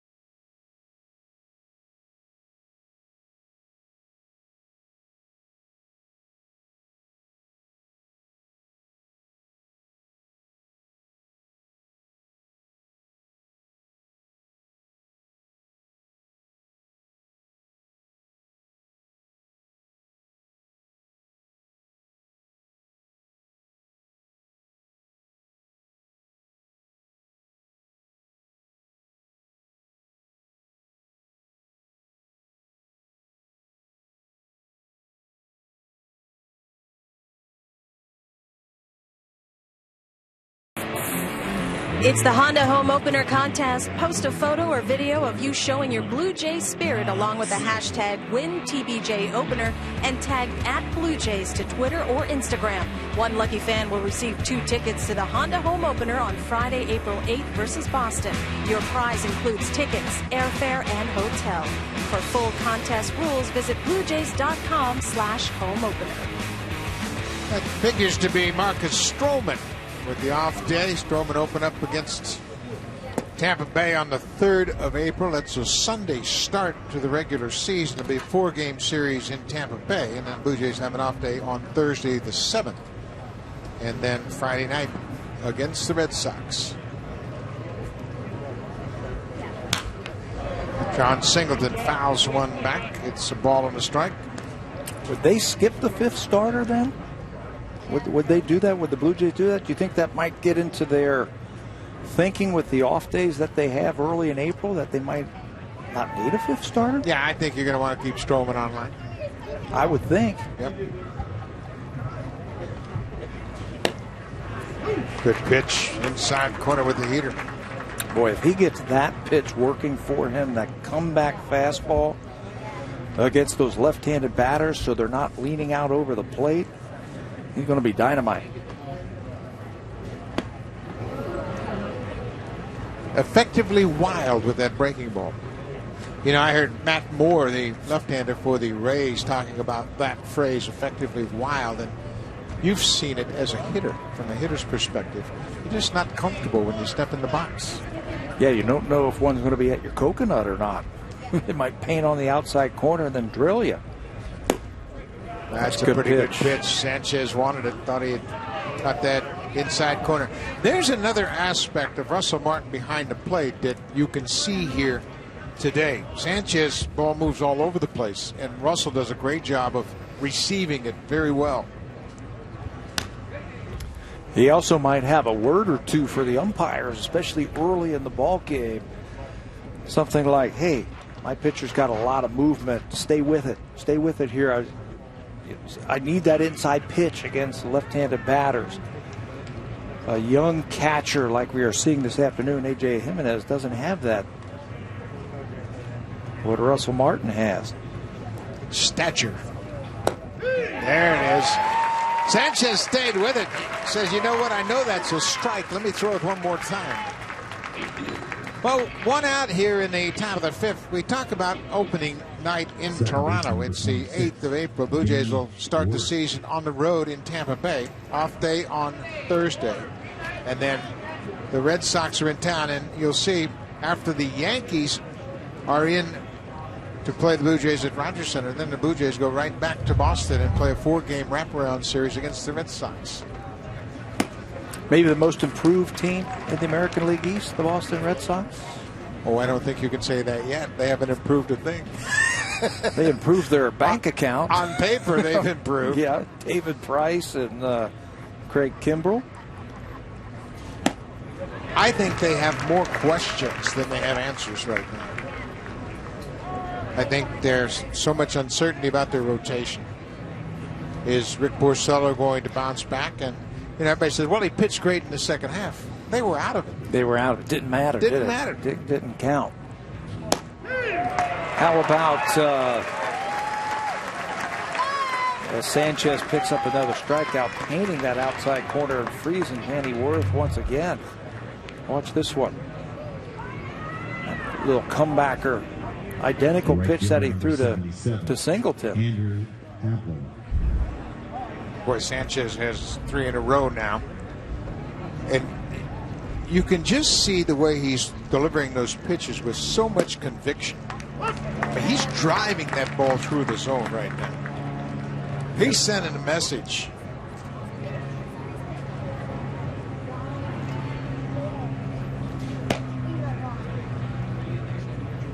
Message is, I could get by with my fastball if I need to. Last year out of that bullpen, an on-base average of just 224.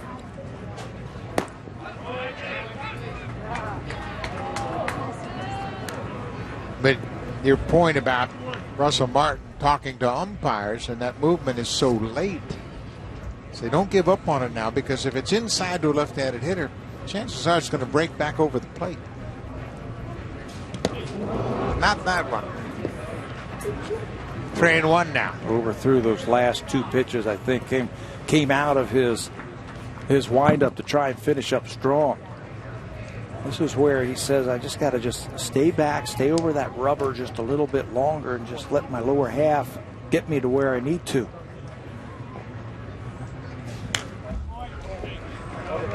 Full count now.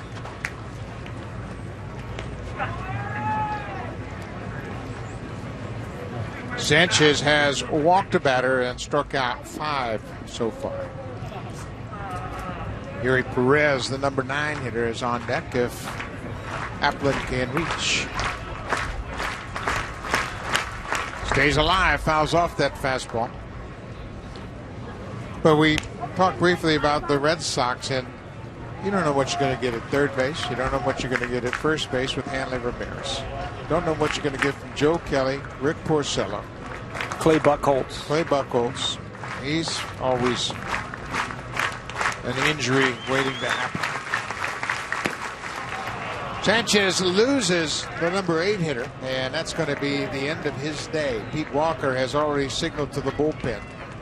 Sanchez wanted to finish up the inning and walk off with 5 complete. That's not going to happen this afternoon. But another good outing for Aaron Sanchez. 2 walks, 5 strikeouts. He gives up 1 run on 2 hits. Continue to be dominant here in Florida.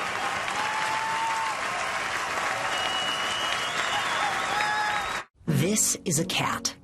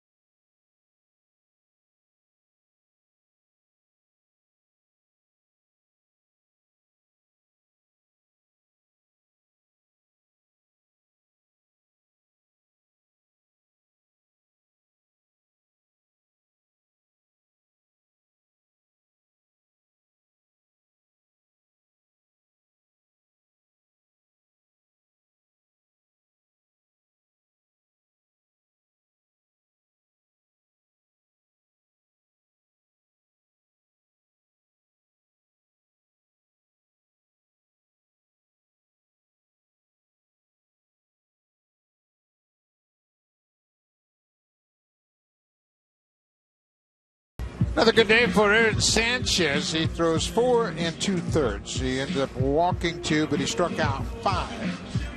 He gave up just 2 hits and a single run. Very positive outing. Yeah, he wanted to finish that 5th inning. You see he was reaching back for a little something extra, and he ended up walking the batter. So that'll bring in Steve Delabar. There are Steve's numbers this spring. 4 games, 450 earned run average. He's only thrown 4 innings. Last year he split between AAA Buffalo and the Blue Jays. Got in 29 in the 3rd innings last season for the Jays. Had 28 hits given up.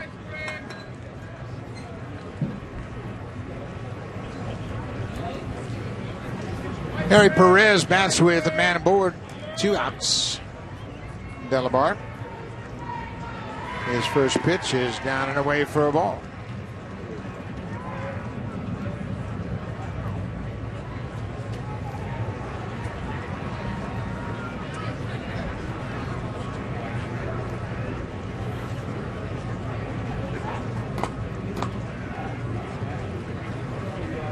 There goes the runner.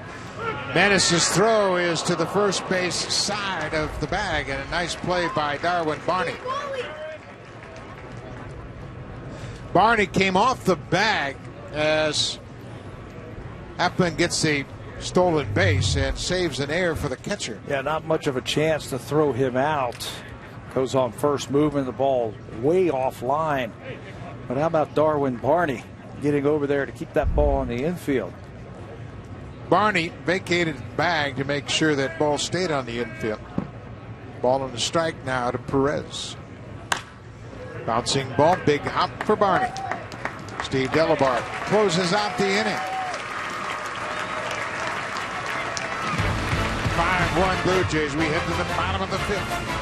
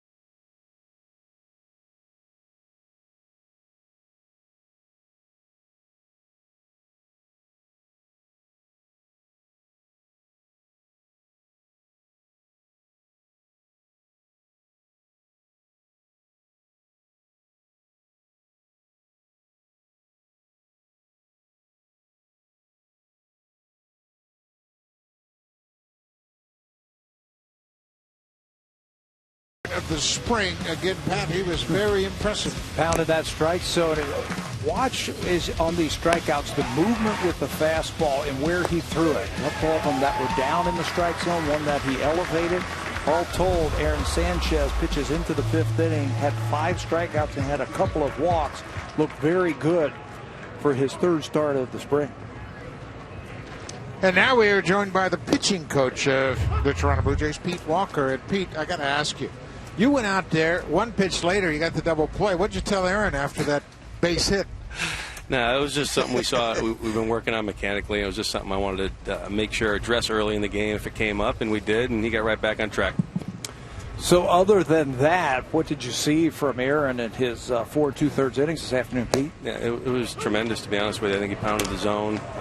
He showed some good breaking balls, even though they didn't bite on some of them. I like the spin on the ball. I saw 3 or 4, above average changeups from him, which was great. We killed a little ball speed. I saw a few at 88 miles an hour, which is nice. The fastball was up to 97 today. So, I mean, from a stamina standpoint, he looked good. He looked good through that 5th inning, to be honest with you. Could easily finish it off and gone farther. But, it was a very positive outing for him and one to build off of. Pete, from my perspective, I see a tremendous amount of conviction with each pitch he throws. Do you sense the same thing?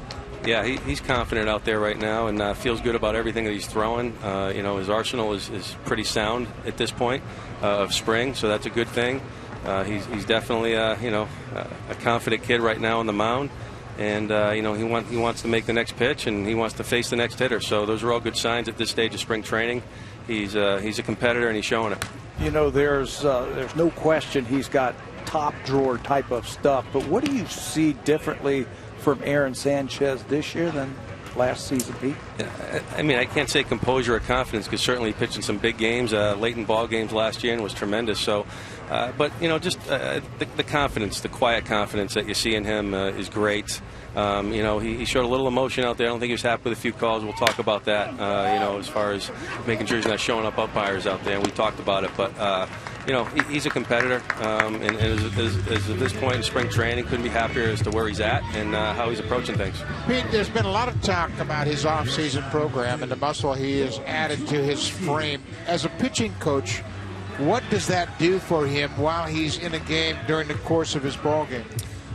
You know, it does a lot. There's no question about it. I mean, the more physically fit you are, the stronger you are, the more durable you're going to be, the stronger you're going to be late in ball games. So, you know, I think in the past he's talked about, you know, how he was in the minor leagues and even last year at times.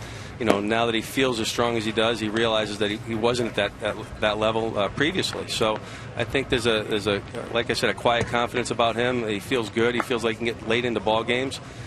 They're all good signs. I mean, obviously, there's still some tough decisions to be made, and you know, we know he can certainly finish a ball game off and pitch a 7th, 8th, or 9th. And now we're seeing him, you know, as a starter. So I mean, it's a great problem to have, but he looks pretty good right now. Well, so does Troy Tulowitzki, who just hit one over the scoreboard in left center. And you know, Pete, you talk about this ball club, and everybody is looking at the pitching staff. I mean, you play in the playoffs, you win the division last year. You have to be very pleased with the depth of your entire pitching staff this spring. Yeah, it's certainly a different feel coming into spring training and where we're at right now. The starting staff I like a lot. You know, I know in Major League Baseball maybe the critics will say the jury's out a little bit, but I like the guys we have. I think we're balanced. You know, we're not top heavy. I think we got guys that can go deep into ball games. We got 7, 8, 9 guys that can do it. So I think we built some pretty good depth there in the pen as well. I like the choices we have in the bullpen. It's still a little bit of a battle down there for the final couple spots, but you know, I think right now I like the depth in the rotation. I like the depth in the bullpen, and I think we got quality arms that are quietly go about their business again and do a fine job. Has anybody stood out for you this spring that you said, "Wow, I didn't realize this guy can be this good"? Yeah, there's been a few guys. I mean, honestly, I think it's been a real good spring for the most part. There haven't been any disappointments for me. You know, I think pleasant surprises. Obviously, Gavin Floyd, the way he's throwing the ball, and you know, watching his side sessions, how he's handled the atmosphere again of being in a rotation. You know, Aaron Sanchez has been tremendous. Marcus Stroman kind of picking up from where he left off last year. So there's a lot of good arms and good things going on here. You know, the Rule 5 guy, Joe Biagini, you know, looks real good so far. For a young kid in this kind of environment, he's handled it very well. So, you know, so far we've seen a lot of good things. Really nothing stands out as a disappointment to me. Just a lot of good signs moving forward. What's the next step for Marco Estrada? You know, he's going to be in a ball game here soon. I'm trying to think of the date. Tomorrow, I'm sorry. You know, focused on today. But, yeah, he'll be in there tomorrow. He's got a couple of innings at least, maybe 2 or 3. He felt great in his last outing over there in the AAA side. His side sessions have been good. His back's feeling good. So he, every indication right now is that he'll be ready to go to start the season. You know, obviously got to watch the next couple of outings, but we feel good about where he is, and he seems very confident that he'll be there to start the season. One fellow that you're getting to know for the first time is True Storen. What kind of package does he present? He's a pro. You know, he's been there before. He's closed out games. He's set up, whatever. But he's it's great having another experienced arm down there in the bullpen. You know, he's fit in nicely here. I think he likes the way things are done here, which is nice. You know, we're communicating with him, trying to communicate with him daily, and just, you know, it's been great so far. He's fit in nicely. He's going to be a big addition to that bullpen late in the ball game. Pete, tremendous update. Thanks for all the information. We appreciate your time. Anytime, guys. Thanks, Pete. Pete Walker, the pitching coach, bringing us up to speed on everybody. We'll see Marco Estrada tomorrow, and that's good news. You know, there were some early reports, he's not going to be ready for the season. Marco was never in that frame of mind. He always was confident he was going to be ready. 2 outs now. Justin Smoak's had a perfect day, a double and a single, 2 for 2, and he scored a run. You know, I like what Pete was saying about how they all work together. And the one thing that we have seen over the last couple of years, I think, for Blue Jay pitchers is the command. And that's one thing that Pete Walker stresses day after day after day. We have to have strike throwers. And if you can't command the fastball, there's no room on a major league team. Now, especially with this defense, and that was the theme of our open, how good the defense is, and why would you walk anybody if everybody out in the field can catch it? Put it in play. Give your teammates a chance to help you out. It's always going to keep the pitch count down. That'll keep you into a ball game a lot longer. This is an unusual shift. Have you seen this before? 4 infielders on the right side? Never. I've never seen 4 infielders. In all my days of playing the game of baseball, I've started to see the shifts over the last few years, but I've never seen 4 infielders on the right side. Well, Houston's on the leading edge of the analytics and all the breakdowns, and they, in this 3-0 count, certainly don't expect Smoke to go the other way. He takes ball 4, and the shift has to reshift. No need for the shift. You can't defend a base on balls. A 2-out walk here in the 5th, and that's going to bring Brett Strom, the pitching coach, out of the dugout. Boy, Strom's done a great job with this young team, bringing them together. His pitching staff has really done a great job. Last year, they were first in the American League in ERA at 3.57. The starters combined for a 3.71 earned run average. That was second best in the American League. And the opponents against Houston, they hit 241. And they struck out 1,280 opposing batters. That's the second highest total in franchise history. And name one guy on that staff that blows cheese, if you will. They don't. They pitch. Colin McHugh, good curveball, throws strikes. Dallas Keuchel, Cy Young Award winner, uses his changeup, hits his spots. Feldman and now Pfister, guys, they just throw strikes and are all over that strike zone. It's a mindset. You have a pitching staff that competes with one another. They'll follow the lead. And Keuchel is the leader, no question about it. Cy Young Award winner. This is Daryl Siciliani. His first year with the Blue Jays. Siciliani came over from the Mets and spent his time last year between Las Vegas and New York.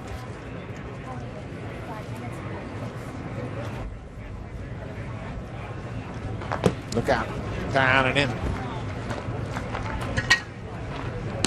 He's in the mix. He is a guy that can play all 3 outfield positions. He's batting for Ezequiel Carrera. Carrera went 1 for 2 with a double. Siciliani, 8 hits in 21 at-bats, the 381 average for the spring. You can zero in on one pitch right here. Gustave has lost his release point after that home run by Tulo.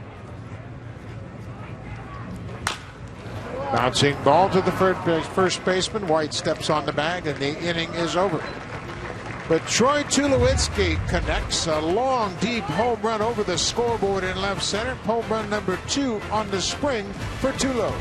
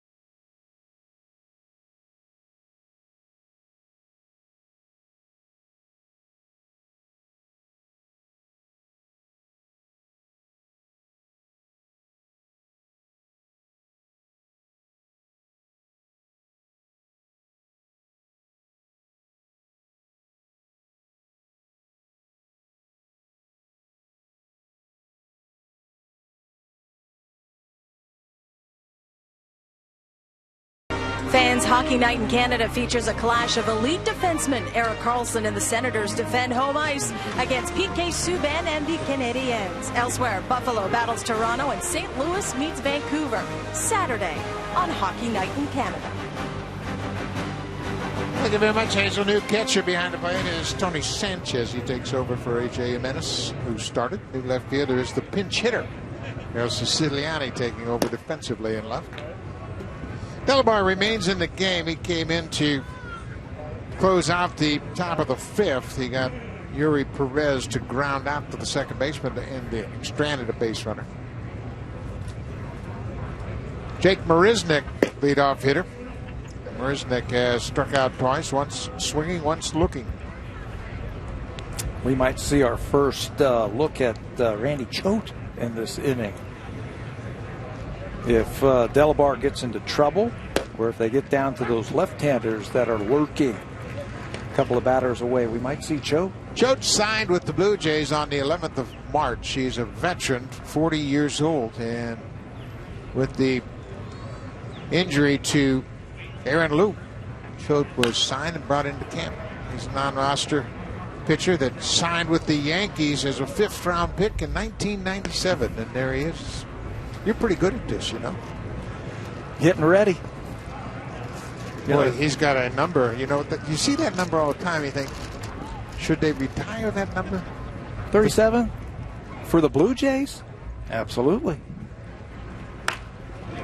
Boy, that was an excuse me tapper. Marisnick can run, but Delabar beats him to the bag. Of course, Dave Steed wore 37 very prominently in his career. The first star for the Blue Jays. This ball just ate up Jake Marisnick. Right in on his hands, the excuse me swing. And the first out is recorded. Looks like they're waiting on the go-ahead as to whether or not Choate's ready. Maybe not.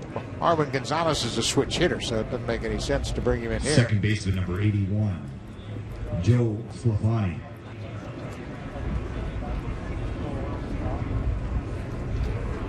Sclafani has come in defensively. He took over for Gonzalez.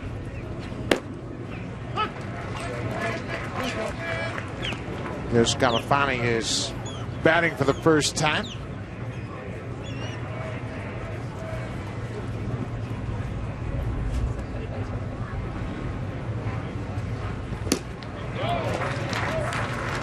Steve Delabar trying to earn a spot in this bullpen, trying to recapture the form he had in 2013 when he was an all-star. Talked to him today. He says he's healthy. He says he's feeling good.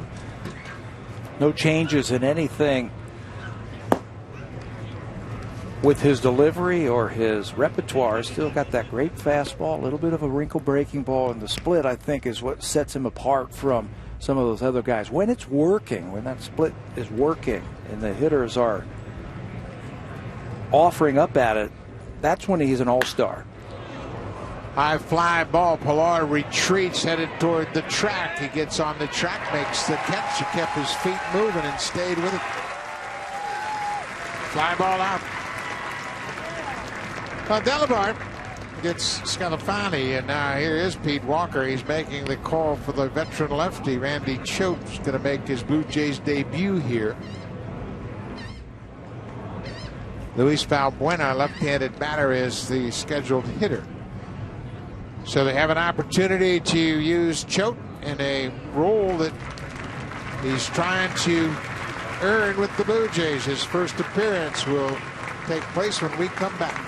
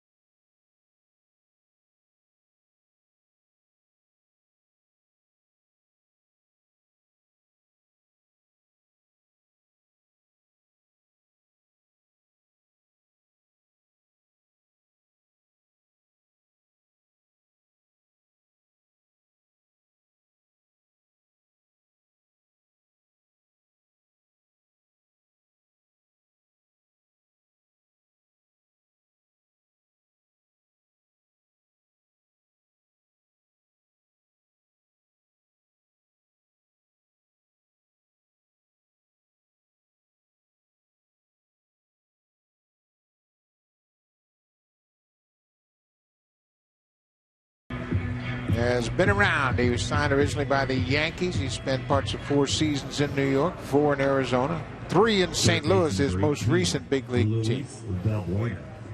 And this is the situation that he will probably be called upon if he makes the Blue Jays out of spring training. Finish off an inning, face some tough left-handers if you have to. He's got a career 195 batting average against lefties for his career. I was talking to him today, and I said, hey, are you ready to go? And he said, I was sitting at home, I was doing my bullpens, I was staying close with my cell phone, waiting to hear if somebody needed some help. And when Aaron Loup went down, Blue Jays called him, and I said, well, does it take you long? He said, hey, look, I don't throw 98 miles an hour, so it's not going to take me long to get ready for the season. He is literally a one-hitter specialist, depending on where they are in the lineup. Last year, he made 71 appearances for St. Louis. He pitched a total of 27 1/3 innings. In and out. I mean, this works perfectly for a Chris Davis at bat in the 6th, for David Ortiz in the 6th. Turn Mark Teixeira around if you want to in Yankee Stadium. In and out. And he throws a lot of strikes. Think about all the big left-handed boppers that are residing in the American League East now. And you're right. Anymore, you need 2, maybe even 3 lefties down in that bullpen. With Aaron Loup going down, it doesn't look like he's going to start the season on the. He'll start it on the disabled list. Blue Jays are looking for that other left-hander. Chad Gerardo has thrown well. The youngster has pitched well this spring. And John Gibbons knows that, well, he knows what you get with Choate. I mean, you can't ask him to be something he's not. He's not going to be Brett Cecil. He's Randy Choate. He's going to be that Mike Myers kind of guy, Jesse Orosco. Those types of guys have pitched forever. And you can bring him out of the bullpen. J.P. Howell comes to mind. And all of those guys that you were talking about, what do they have? Good breaking ball that they can use to a lefty.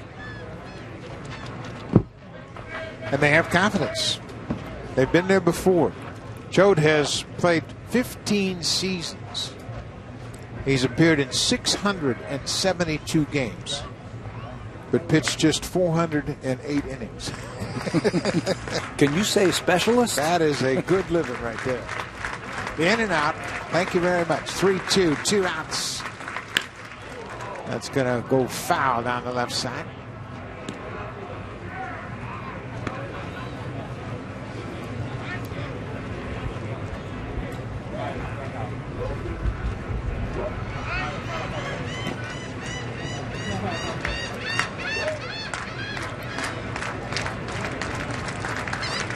Choate's got postseason experience as well.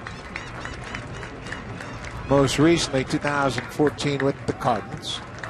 Breaking ball. What a play by Smoke.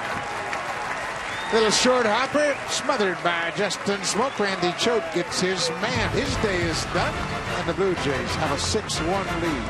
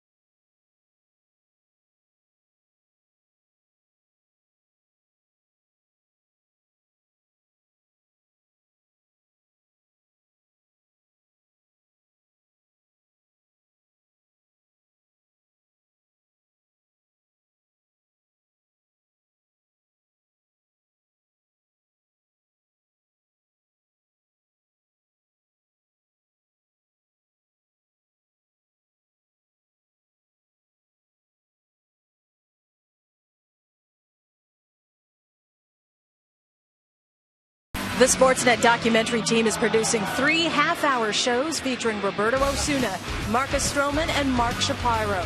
This offseason, Stephen Brunt had exclusive access to Roberto in his hometown of Sinaloa, Mexico. Learn how Osuna avoided the incredible danger that surrounded him growing up and how he defied the odds by becoming a major part of the Blue Jays pitching staff at age 20. Roberto Osuna, Sinaloa to the Show, premieres Saturday, April 2nd at 4 p.m. only on Sportsnet. Buck. Thank you very much, Hazel. Make sure you write that down and check out that Roberto Osuna special. David Brunt does a terrific job of going down to visit Osuna's hometown. Sinaloa is a state on the north central part of Mexico. Only 3 million people in the entire state of Sinaloa. And, of course, it is racked by drug gangs now, the cartels there, and Roberto Osuna was able to avoid that and focus on baseball. This is Tony Sipp as Darwin Barney grounds it to the shortstop. Tony Sipp, the veteran left-hander, taking over here in the 6th. Gets the ground ball out. Sinaloa has sent a few other players to the major leagues, haven't they? It sure has, and one of them played for the Blue Jays in '83, Jorge Orta, who was traded to Kansas City for Willie Aikens, and he became a big part of that World Series team in Kansas City in '85. Blue Jays have had some players come from Mexico. Of course, Marco Estrada was born in Mexico.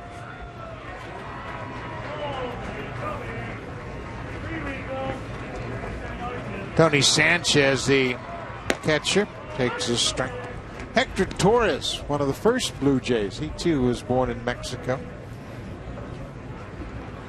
Of course, the infamous Mario Mendoza. We know all about him from years. He was born in Mexico, came to the big leagues. Tony Sanchez with an 0-1 count. Outside, ball on strike. Of course, Mario Mendoza, you and I were playing at the time when the box scores would appear in the newspaper. And the story goes, George Brett used to look down there and find Mario Mendoza, and he was always under 200. That's how it became the Mendoza line. Anybody hitting under 200. They still use that phrase? I haven't heard it for years. I know. These guys don't even know who Mario Mendoza was. Actually a pretty good player. Slick fielding infielder for the Pirates. Yes, good fielding and shortstop. Some of the other. Never wanted to be below that Mendoza line. No. We are in the bottom of the 6th. Aaron Sanchez started. Had 5 strikeouts in 4 2/3. Changeup missed up and away. It's 2 balls and 2 strikes. A.J. Jimenez started behind the plate. Tony Sanchez took over defensively, and now he's getting his first at bat.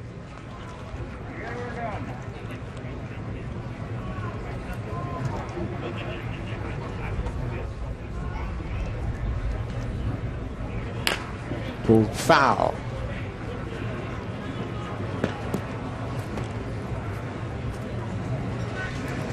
Another full house here at Florida Auto Exchange Stadium. Blue Jays having a great spring, and the fans have come out to watch them. And it's a great atmosphere down here. We see a lot of fans during the course of batting practice. Everybody down along the fences looking for autographs, getting a chance to say hi to their favorite player.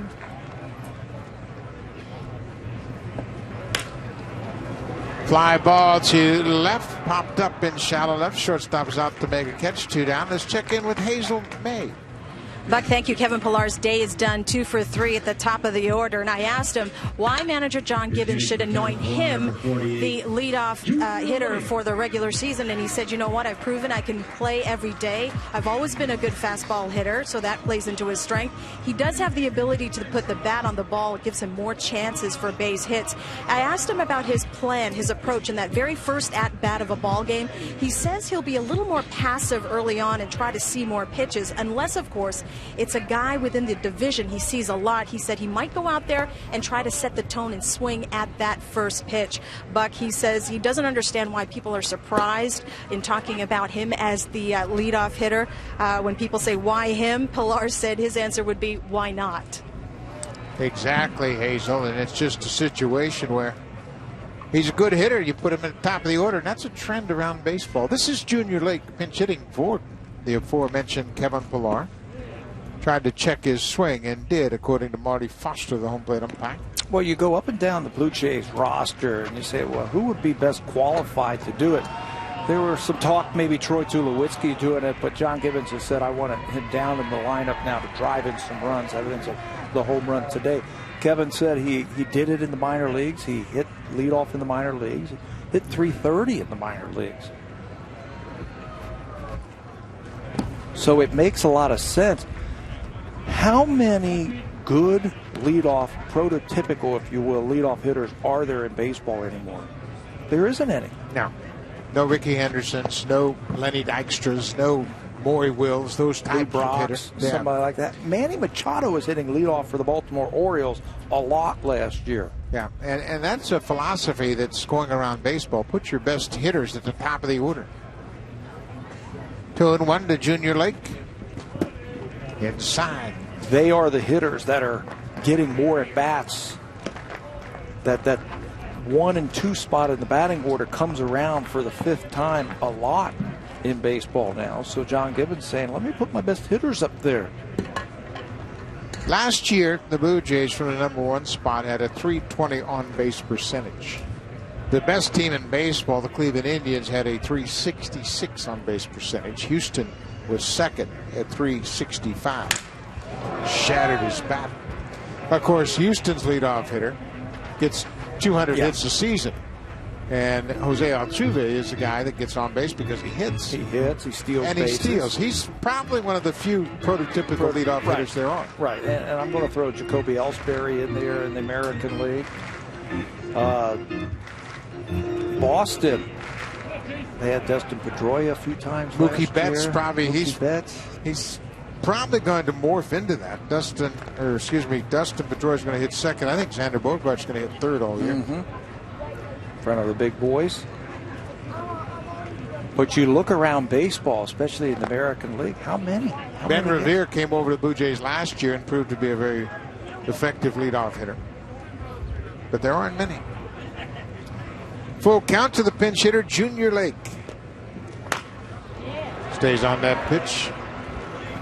Lake's playing well, and he's getting an opportunity. He only has 6 hits in 25 at-bats, .240 average, but he's run the bases well. He's played the outfield well. He's out of options, as is Ezequiel Carrera. So should one of them not make the team, or both of them, they'd be exposed to the waiver wire. And they would probably lose them.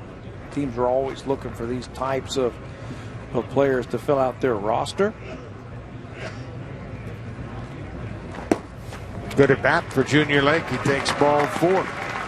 Spoiled some good pitches. For Lake, that's his 3rd walk of the spring. David Adams will come on to pinch hit for Josh Donaldson.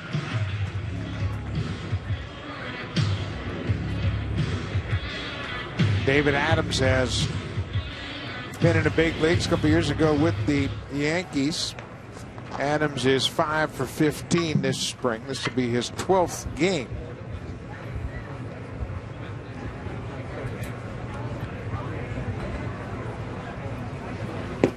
Tony Sipp having a little trouble finding that strike zone. He got the first 2 outs quickly and then walked Junior Lake and it extended it back. Thought Tony Sipp might be wearing a Blue Jays uniform this winter. He was a free agent after last season. There is some history there between the new leadership of the Blue Jays, Mark Shapiro, Ross Atkins. Tony Sipp came up through the Cleveland Indians organization. They had him as a young player. I thought there might be some interest there in signing him. David Adams gets a base hit. Junior Lake, who said he was running the bases well, boy, he never hesitated. Looked right at the left fielder, went first to third. Pitch single for David Adams. You're a runner at first base, and there's a base hit to left field or center field. The ball's right in front of you. You got to judge if you can go first to third. Ball was hit hard right between the shortstop and the second baseman. Too far for the outfielders to come. Lake reads it easily, and there's no play on him as he goes first to third. Here's where spring training becomes very interesting. Jose Bautista, the scheduled batter, he is lifted for the pinch hitter David Harris. Yes, that David Harris. Wasn't Anthony Alford wearing that number? He was. Slow off-speed pitch. But now when you start to cut down your roster and send these big leaguers over to the minor leagues, you have to go back to the minor leagues and replenish your depth with people that have been in minor league camp all spring. And David Harris is one of those. That's what you do to minor leaguers. Throw them something soft because everybody can hit a fastball. Yeah, you know that they can hit that number one, so you don't give them a chance. Young players like this, it's a thrill to come to the big league team and play in front of a nice crowd. And all you're trying to do is open up some eyes on that coaching staff. Hey, remember when David Harris came up against Tony Sipp and got a base hit? Fouled it back. I remember 2 years ago in Montreal, Aaron Sanchez came in to pitch the ninth and struck out the side. He'd already been sent back to the minor leagues, but that made a lasting impression on the coaching staff. It happens year after year after year, doesn't it? Young kids come up and they just want to show that they belong at the major league level. Some of them can do it, some of them can't. But all you're just trying to do is throw an impression on that coaching staff and that front office. Ball in the dirt. Jason Castro has gone the distance. He is the catcher, the everyday catcher for the Astros. Figures to play a few more games this year because they don't have a true backup catcher. They were hopeful of getting Evan Gattis back behind the plate, but those plans were blown up when Gattis had to undergo hernia surgery this spring. So they're not going to have the time to get him back behind the plate. 2-2. Adams bluffed, and Harris strikes out. The ball gets away from the catcher. Harris is headed to first, and he'll make it as Junior Late comes in to score on the strikeout and the wild pitch. Ball got away from Jason Castro, and Harris ends up at first. You got to make that play right there. That would have ended the inning and saved a run. And ball, just a little short hop. He doesn't get down far enough, doesn't get down to the legs. It gets underneath his glove. And that'll score the runner from third base and also send A.J. Hinch to the mound. So Tony Sipp got 2 quick outs and then walks a batter. Gives up a base hit, leaves the ball game. Pitching change for Houston when we come back.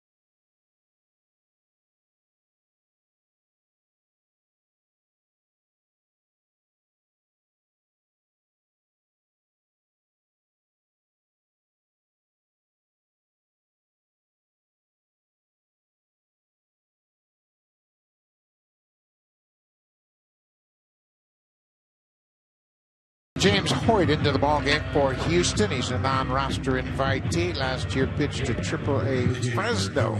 Appeared in 47 games. He is on in relief of Tony Sipp.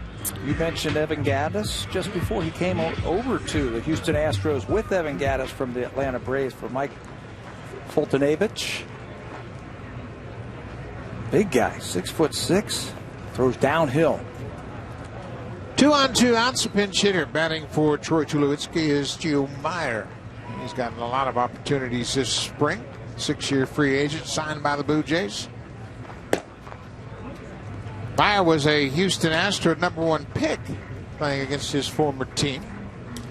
Last year he played in AA. He had played in AAA, but they sent him back to AA, and he's done a nice job. He's opened some eyes here in Blue Jays camp. Well, you know he wants to get a hit against his old team. Hope they're swinging. You've got guys on base, scoring position. Let it go. Meyer comes into the game with 23 at bats, 8 for 23. He's had a good spring. That's a .348 average. Blue Jays contacted Meyer the first opportunity when he became eligible as a 6-year minor league free agent. Andrew Tinish called up Meyer and he said that was a good impression. He said that was a lasting impression. Blue Jays were the first to call. Bounced foul out of third. All players have that human side, don't they? Absolutely. Well, first of all, you feel terrible that your original team lets you go. Allowed him to be a free agent, and you feel down. And now the Blue Jays made a positive impression on Meyer when they called him first. So there is some loyalty in this game, huh? Guys still feeling loyal when... Hey, they must want me, right?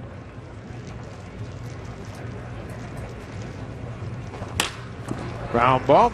Balbuena goes to second. That'll end the inning. Blue Jays leave a pair. We'll head to the 7th. Good day for the offense. Couple of home runs and a 7-1 lead.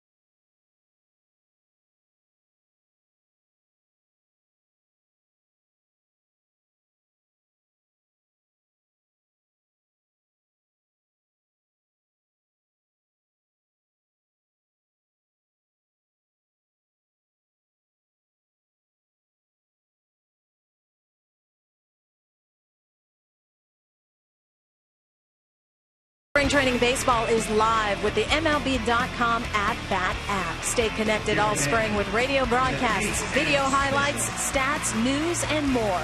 Download MLB.com at-bat, the #1 app for live baseball on your smartphone and tablet. Thank you very much, Hazel. Drew Storen is into the ball game, taking over for Steve Delabar and Randy Choate. Delabar worked inning and 2/3, and then Randy Choate came in and got the final out of the 6th. Delabar actually worked a clean inning. He worked the last out in the 5th, 2 outs in the 6th. Choate then got the out. Now Drew Storen.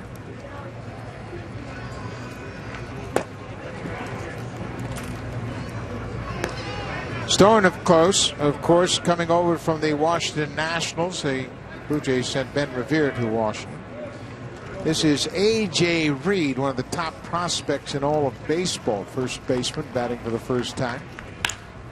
Drives this ball deep to center field. Junior Lake gets over in plenty of time and makes the catch.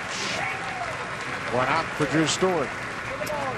Well, I thought the Blue Jays, they dealt from some strength in trading Ben Rivera and were able to get Drew Storen. Let's take a look at the jump from Junior Lake in center field. He's actually shading Reed towards left field and makes that play easily in center field. But Drew Storen is going to be a valuable guy at the back end of the bullpen. Not sure what the Blue Jays are thinking or where they're going to go with Storen, but they're in good hands late in the ball game. Yeah, nobody is tipping their hand as to how they're going to utilize Osuna and Storen back in. They can both close and have. Storen has 95 career saves. He has had the humbling move of losing his closer's role 3 different occasions as they brought in other players. That is Flores, who is in defensively. He was in shallow right, throws out Castro, 2 down. And last year, of course, well publicized, Jonathan Papelbon signs with the Nationals. Storen was having a terrific season, and he loses his closer's role. And then wasn't very effective after he did lose that closer's role and then went into the 8th inning. So I've got a predicament here. You do. Do you do the same thing to Roberto Osuna? If he comes over here, Osuna did nothing wrong in losing his closer's job. No, he hasn't lost it in my mind. But then if you put Storen as the setup guy, he was not very effective in that role last year after he lost it to Papelbon. So it's really interesting what they're thinking about doing. I think his record as a setup guy last year was more to do with how he was used and how he lost that job and who he brought in. I don't think it had anything to do with the innings he was pitching and the fact that he didn't have focus. I just think he was really certainly disappointed he lost that opportunity. He's a terrific kid, very bright kid. Yes. He had 43 saves for Washington in 2011. There's a good breaking ball in there for a strike. We mentioned he has 95 career saves, a .302 career earned run average. And he's finished 164 games in his career. He's got experience. 6 years with the Nationals. Hooked foul. This is John Singleton. You know, and the guys are all saying the right things. You know, if I'm the closer, then that's fine, and if I'm not, I can be a setup guy. Everybody's saying the right thing. It's what's the Blue Jays feel is the best thing for the team to win right now. So it'll go right down to the last week or so before they determine what's going on. That's a jam chop flare into center field. Singleton fights it off and gets a 2-out single. Storen made a pretty good pitch. But Singleton, you can see he's a big, strong fella and fights it off. 2-out single.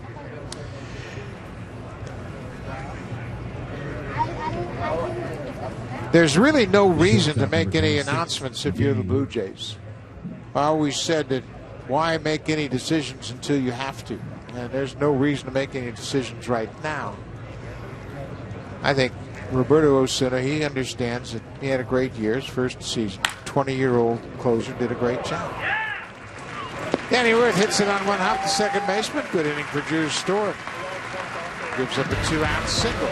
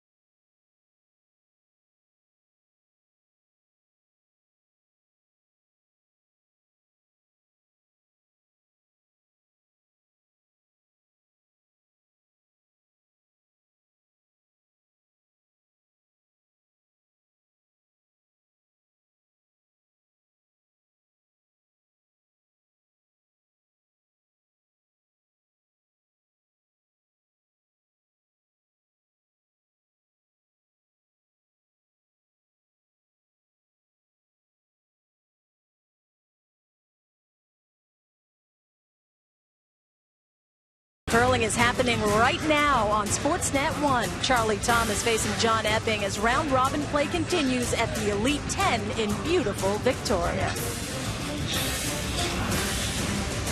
Beautiful Dunedin, Florida.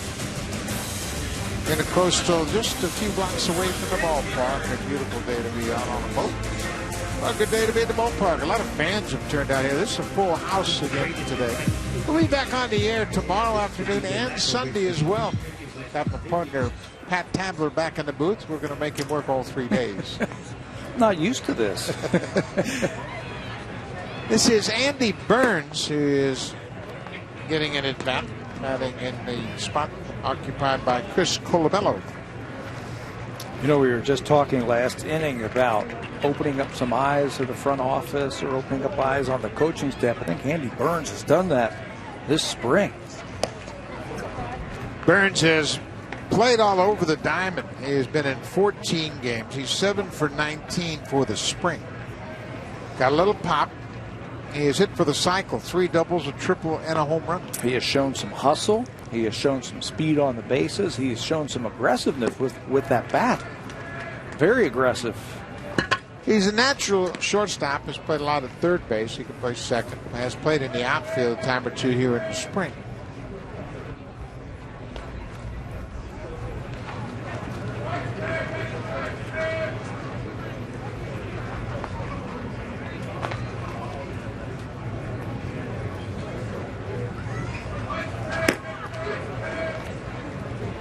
Two balls and 2 strikes from the bottom of the 7th.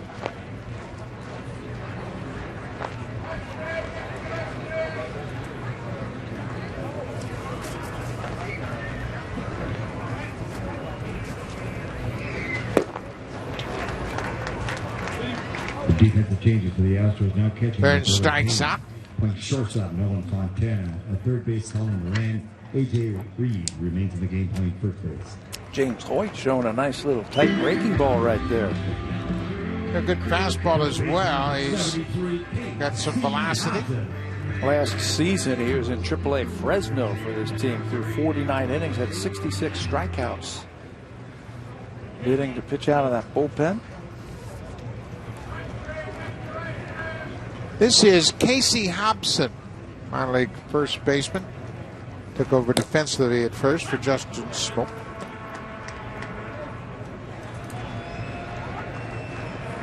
This is Butch Hobson's son, isn't it? Yes, it is. Former great third baseman for the Boston Red Sox.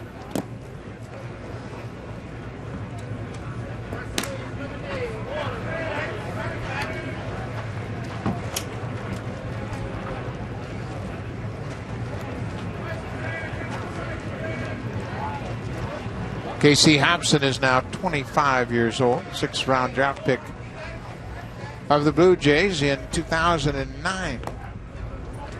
Off speed pitch, he chased down and away. Last year, Hobson played every day at AA New Hampshire, had 14 home runs and drove in 67 runs. This is his 7th season in the minor leagues. Slowly making his way up towards the major leagues. Followed his career from Dunedin, and he doesn't get a very good call right there. Boy, that is a tough call right there. Everybody relaxed. It was up and away. And Marty Foster rings up Casey Hobson. That's a disappointing at bat when they get a call over to the big league camp. Yeah, you might get one at bat right there, and you've played enough baseball to know that that pitch is up and away. Whether he gets rung up on it. This is Daryl Siciliani. He has grounded out. A pinch hit in the 5th inning, grounded out to first base. He has moved from left field to right field.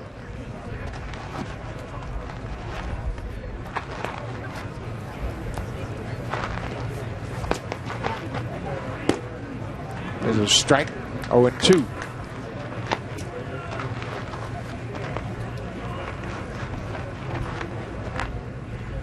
Doug Fister started. Hoyt is the 4th Astros pitcher to pitch this afternoon. Breaking ball, and Showney stays alive. The Blue Jays starter Aaron Sanchez had a good outing. He went 4 2/3. He allowed just 2 hits, a single run, walked 2, and struck out 5. So he's now walked 3 and struck out 15 for the spring. That's a great strikeout to walk ratio. He is stating pretty clearly for me that he wants to be in that starting rotation and be part of the Blue Jays when they leave camp here in that starting rotation. It's been a long time since the Blue Jays have had this type of depth in their pitching staff. Starting rotation and bullpen combined. They've got some legitimate arms and guys that have had experience. And of course, in case you're just joining us, Brad Penny announced his retirement this morning. He pitched yesterday, faced the Astros, and actually came back and announced his retirement. 1 2, 2 outs. That was going to be a long shot anyway, wasn't it, for Brad to make the team? I think he knew that, but he thought he'd give it one more kick at the can. It was really interesting. A.J. Hinch was telling me yesterday when Penny was pitching, he wasn't getting calls from the umpire. He walked in one time off the mound and hollered at the umpire, "Hey, give me some strikes. I'm going to retire after this game." A.J. Hinch thought he was kidding, but he heard it clearly from his position in the dugout. So he was the first one to hear it. He was the first one to hear the news. We heard it when we got to the ballpark here this morning that Brad Penny had hanging up, and the Blue Jays made a couple of other roster moves. As Hazel May mentioned earlier, Dalton Pompei has been reassigned to the minor league camp along with third baseman Matt Dominguez, left-handed pitcher Wade LeBlanc, left-hander and Canadian Scott Diamond, who faced the Canadian junior national team yesterday. They all were reassigned to the minor league camp. Strike 3 called. Siciliani takes a breaking ball for a strikeout. James Hoyt strikes out the side in the 7th. So now we're talking 50-50, and we'll do it right here. And if you want some money, let me hear you.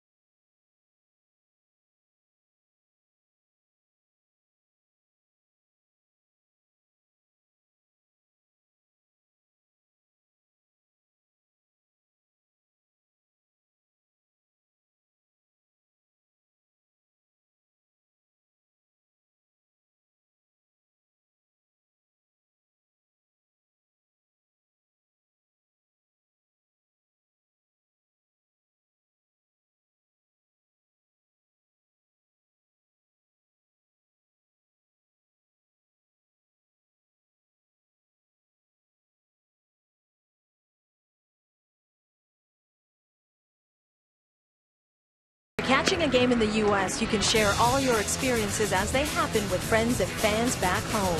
With Roam Like Home from Rogers, you can use your phone exactly like you do at home, starting at $5 a day in the U.S. Go to Rogers.com/roamlikehome for details. Bye. Thank you very much, Hazel. Another good day at the ballpark. Blue Jays enjoying a nice, comfortable lead, 7-1. Houston has managed just 1 run on 3 hits and doesn't get any easier as Brett Cecil comes into the game. Another one of those good arms out of the bullpen for the Blue Jays. Brett Cecil, this will be his 3rd game this year in the spring. He has faced 7 batters. He's given up a couple of hits. He's had 3 strikeouts. He's only pitched 2 innings so far. This is what you will get late in spring training as those relievers start to trot out of that bullpen for 1 inning apiece. Cecil's now 29 years old. He was a first-round pick of the Blue Jays in 2007 out of the University of Maryland. He has started some in his career. He's made 74 career starts. This is going to drop in front of Junior Lake, a leadoff single for Andrew Applin. He's 1 for 2 with a walk this afternoon. But Cecil, as a starter, had a career earned run average of 477. In 202 relief appearances, his ERA is 2.85. I think he's really found a home working out of that bullpen. I remember it was John Farrell who moved him into the bullpen a few years ago, and he became an all-star. 2013 an all-star, and last year sensational coming out of that bullpen. Really gave John Gibbons a lot of options, and what makes him so valuable, he's a left-handed pitcher, obviously, but he's a strikeout pitcher. There's not a lot of guys that come out of the bullpen, not named Andrew Miller, throwing left-handed coming out of the bullpen and striking guys out. So you can use Cecil, you can bring him in with runners on base in a tight ball game late in the game. Know you're going to get out of the inning because he's got a good chance of striking you out. And it doesn't make any difference lefty or righty. He's equally effective against both. 70 strikeouts, just 13 walks in 54 and a third innings. I mean, that's the kind of shutdown relief Cecil will feature. This is Matt Duffy, who's getting his first plate appearance of the afternoon. He took over defensively in left field for Yuri Perez. Cecil's a free agent at the end of this season.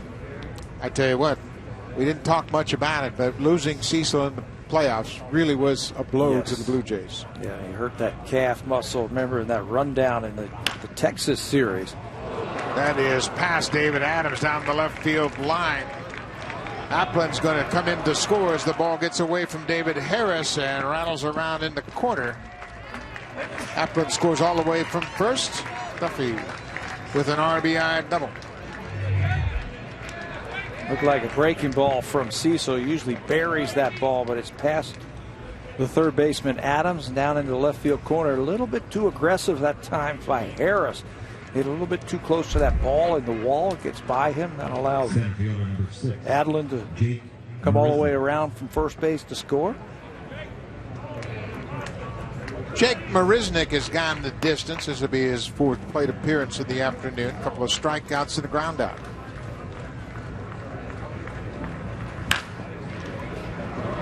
Adams knocks it down, stays with it, fires across the diamond to Casey Hobson. That's the first out of the inning. It didn't show any panic right there. This ball's hit hard. You're going to get a lot of those things late in the day like that down to you. Just take your time, pick the ball up with your bare hand, and make a good throw. You got a left-handed pitcher out on that mound, and Brett Cecil, who will throw a lot of curveballs. You got to expect a lot of balls hit towards you at third base. Joe Sclafani playing at second base. He takes a breaking ball strike.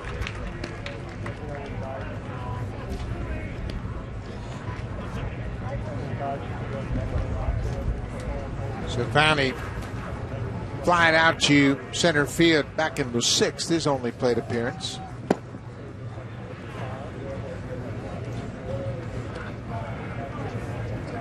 (7-2) Blue Jays. Astros batting here in the top half of the eighth. Aaron Sanchez went 4 2/3. Steve Delabar worked an inning. Randy Choate made his Blue Jays debut. Retired the only batter he faced on a ground out. Drew Storen gave up a 2-out single in his inning of work, and now Brett Cecil into the ballgame. You know what? One of the things the Blue Jays have done a good job of over the last couple of years for their bullpen, getting some guys in the back end of that bullpen who can strike guys out. Remember about 4 or 5 years ago, there was no one in that pen who could come out of there throwing 95, striking out guys when they had players on base. They've done a good job of going out there and finding guys, recognizing guys that can shut down the opposition late in the ballgame. It's really important when you play in the AL East because the lineups are so patient with veteran hitters. They put the bat on the ball, and you better be able to strike out some hitters. This is going to be foul. Well, you know what else? If you need a shutdown bullpen, because all the other bullpens in the American League East are deep and good. There's not a lot of chances for you to win ball games late. The Boston Red Sox really shored up their bullpen. Craig Kimbrell came in to be the closer. That'll push Koji Uehara and Tozawa down into less stressful situations. They also added a tricky arm in Carson Smith. He is nasty. Yes. Got a funky delivery, and he throws 1,000,000 miles an hour. That one went kind of under the radar, didn't it, this winter? And all of a sudden you look up, and they've added Carson Smith to that bullpen. So they're better. The New York Yankees bullpen might be the best of all time on paper. Yeah, the Blue Jays play them early in the season, and they're going to miss Aroldis Chapman early because he's going to be suspended for 30 days. But you still have to deal with Andrew Miller and that other big guy, 6'8", Dylan Betances.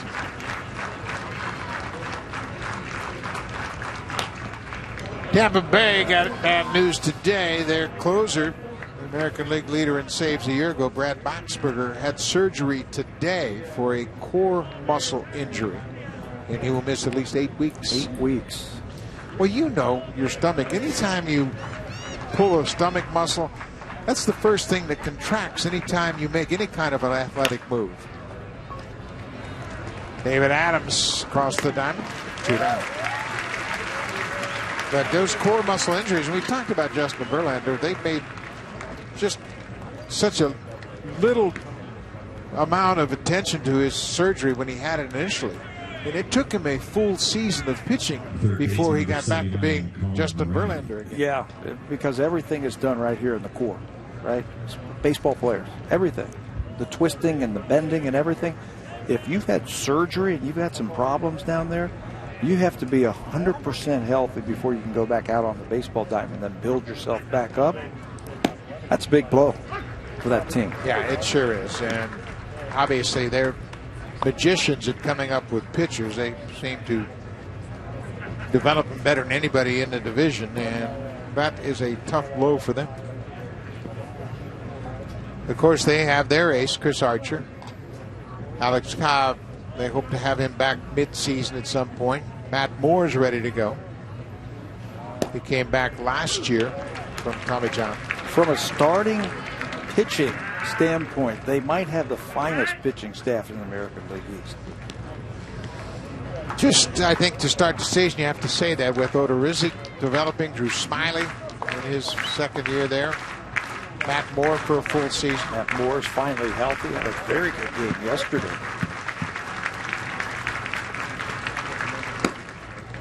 And Matt Moore, he's just 24 years old, too. He's just getting his feet on the ground. Chris Archer's a young star. And I think with the improved offense in Tampa Bay, Logan Morrison, Corey Dickerson came over from Colorado. They should have a few more offensive weapons. Brad Miller, shortstop. I think they're right where they want to be. They're just laying in the weeds right now. Nobody's talking about it. Moran strikes out. Throw to first to complete the strikeout. But Cecil touched up for a run. We'll go to the bottom of the 8th, 7-2 Jays. After the game, make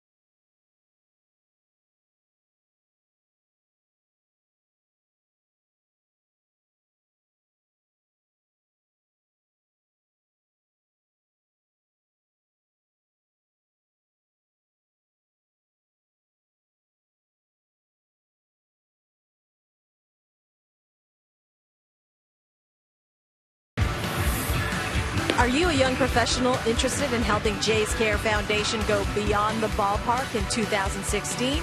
If you are, why not join the Jays Care Foundation Young Professionals roster? For more information, visit www.jayscare.com.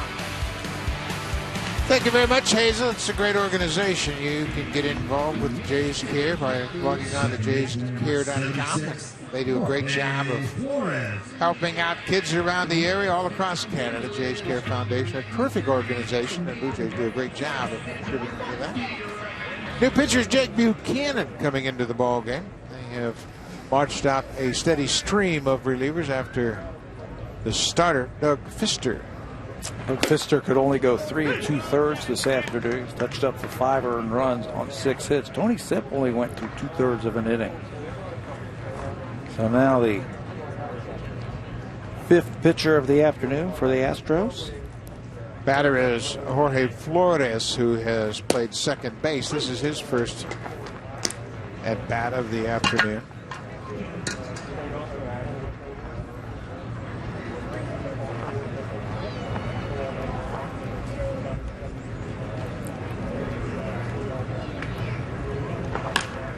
Little flare into right. That'll get down for a base hit. Andrew Applin made a diving attempt but trapped the ball. Base hit for Flores. Now, I don't care what jersey you wear or where you play in the minor league system. You come up here, you better be able to swing the bats. And Flores, with a nice little inside-out swing, dumps it right in front of Applin. And then the reaction from Buchanan, I needed that one. Get my day off to a good start. Talk about Mexico. Flores is from Ensenada, Mexico, in the state of Baja California. We mentioned that special. It'll be on Rogers after our game on the 2nd, hosted by Stephen Brunt. A story on the background of Roberto Osuna, who grew up in Sinaloa, Mexico. Stephen does a great job, doesn't he? Whenever he gets out there, does those interviews and those shows. He's going to do 3 of those specials over the course of the month of April. The second one will be Marcus Stroman, and the third will be the president of the Blue Jays, Mark Shapiro. But you're right, Stephen does a terrific job of compiling information. He really jumps into it, and a great opportunity for him to visit Mexico. And I guarantee you, he probably snuck in a little fishing.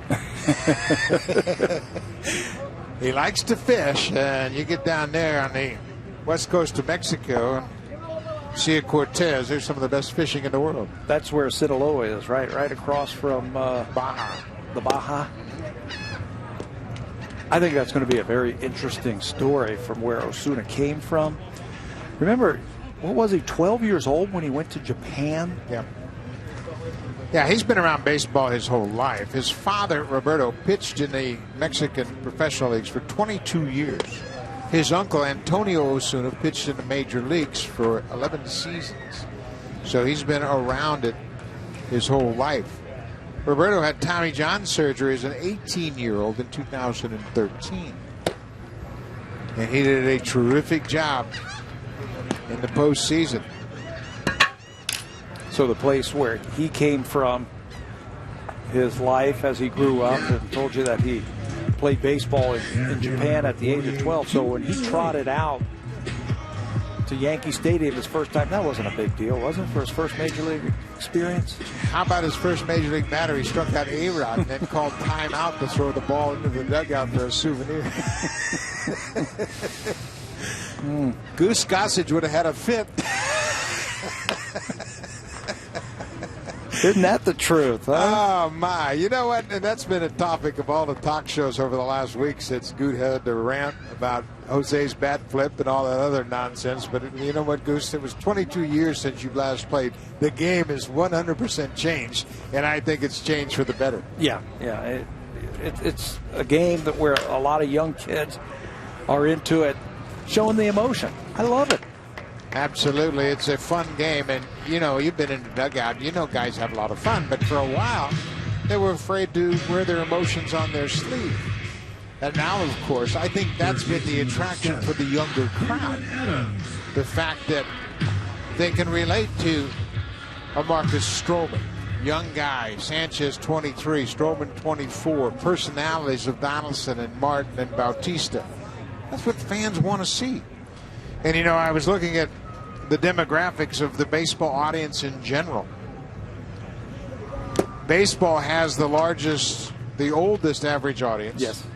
The NFL is second, and the NBA averages 37 years old. That's their average audience. So baseball needs to catch up. And I think putting these personalities on display will only attract more fans to this great game. Who will want to come out and watch them. I likened it. Now, I'm not talking about showboating. I'm not talking about showing the other guy up. But when I was younger, there was a guy who burst on the scene. He'd run out from the dugout to the mound. And he went on to win a Cy Young in 1971. And everybody was talking about him that year. Vida Blue. Remember that? All the hitters would run back to the dugout. Yeah. Well, he'd run out and he'd show emotion out there and he'd be bopping around and everything. Mark Fidrich, a couple of years later, all the excitement that he brought to baseball. How about the Wizard of Oz? He did a flip when he took position at shortstop. There's always been colorful personalities. Yeah. David Adams chops it toward third. Going to be a tough play, and he'll have to hold it. As Colin Moran can't make a play on it, David Adams has a swinging bunt base hit. 2 down. You've got a runner on base. Right-handed batter up. You're not going to be playing in. So you can see Moran is playing deep. This one is just topped perfectly by Adams. This is going to go as a base hit. No chance anywhere for Moran to make that play. So Junior Lake moves up to second. This is David Harris getting his second at bat.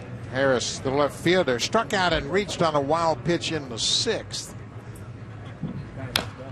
Goes after that first pitch. One thing when you see these minor leaguers come over to the big league games, they swing. Not taking practice. Right? Now, who's going to notice if I walk?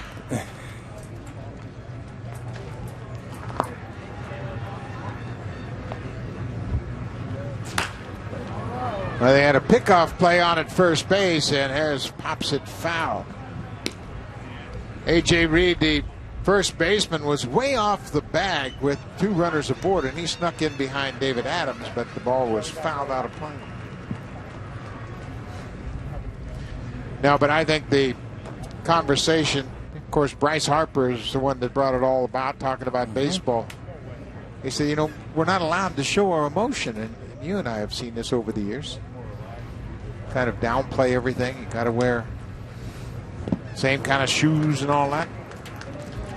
Harris strikes out for a second time. That ends the inning. We'll go to the 9th. The Blue Jays in command.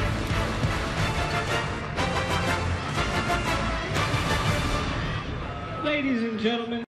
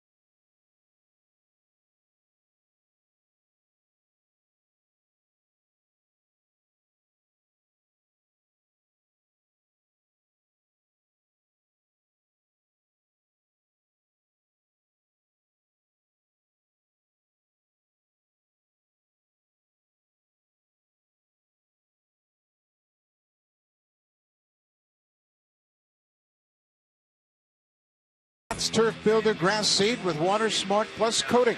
Grows grass quicker and thicker. Guaranteed. After a walk to Josh Donaldson, put runners on first and third back in the third inning. Jose Bautista is going to get the Blue Jays 3 runs with 1 swing of the bat. His second spring training home run into the trees in left field as Bautista puts the Blue Jays up 3-0, and they haven't looked back. Troy Tulowitzki went deep in the 5th for Tulowitzki, his second home run of the spring. Chad Gerardo, making his 5th appearance of the spring, comes on to pitch the 9th. A.J. Reed pulls it to the outfield. Jorge Flores is there to make a nice play. 1 pitch, 1 out for Gerardo. You know what I like about Gerardo as I watch him this spring is he shows a different arm angle than most left-handers do coming out of that bullpen. He could have a nice long career if he can throw strikes consistently and use that breaking ball, but he's got to be tough on lefties. Got a 3/4 arm angle, hides the ball well, and throws a lot of strikes. He faced the Yankees 2 nights ago over in Tampa, and he had A-Rod and Teixeira both on an 0-2 count and hit them both with sliders on their back foot.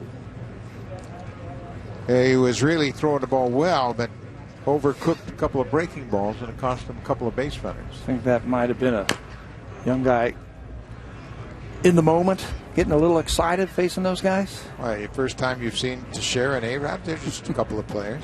I want to put him in my book. Yeah, they'll get you in your book. That's how Roberto Osuna got his career started, with a strikeout of A-Rod at Yankee Stadium.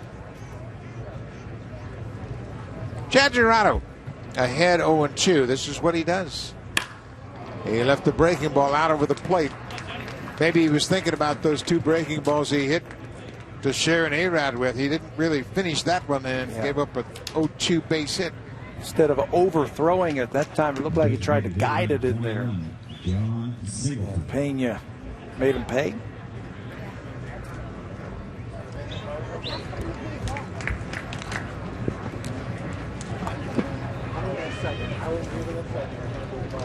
John Singleton has been the DH. He is officially 1 for 2 with a walk. He has a walk, a strikeout, and a single.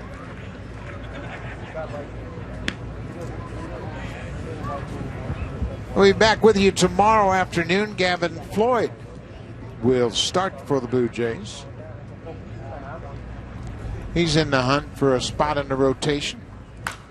He's looked good, hasn't he? He sure has. Gavin has really pitched well for his career. Pete Walker, the pitching coach, been very pleased with what he has gotten from Gavin Floyd. Floyd was pitching well last year, broke his elbow in spring training.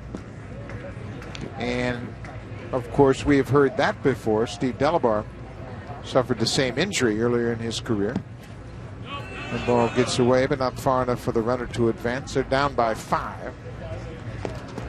But Floyd has been healthy, and he's got a full complement of pitches. He's got a true curveball, hard slider, and he's been throwing 94, 95 miles an hour. He backed up Aaron Sanchez in Sanchez's previous start. Floyd threw 3 innings on Sunday, recorded 5 strikeouts, and didn't walk a batter. Breaking ball is pulled foul.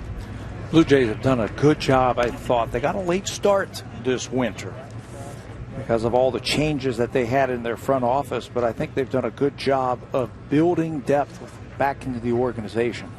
They traded a lot of pitchers over the last couple of seasons. Yes, they did. Between the Miami Marlins deal and the Rockies deal. Then you throw in the Tiger deal to get Price. The Marlins, of course, that brought Burley and a host of players, including Jose Reyes, but they gave up some good pitchers in that deal, including Justin Nicolino. Then they made the Mets deal, of course, and that big guy. We're not going to talk about that. We're not going to go there. But then Colorado, they gave up Jeff Hoffman, their big #1 prospect. Ben Revere. They gave up 2 more pitchers for Ben Revere. Singleton waves at that breaking ball, and Gerardo strikes him out. That's what you can do to left-handed batters, especially if they're not real sure about you. You hide the ball well. Watch how he tucks that ball behind that shoulder. And he gets Singleton thinking fastball, but he spins it out of the zone for the strikeout. That's a much better breaking ball than the one he gave up the base hit on. Yeah, the other one just kind of rolled up there.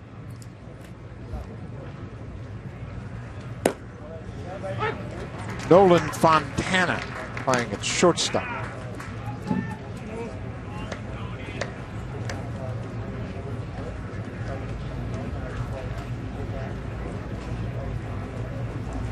Two down. Blue Jays 7-2 leading the Astros. Fontana fouls it back.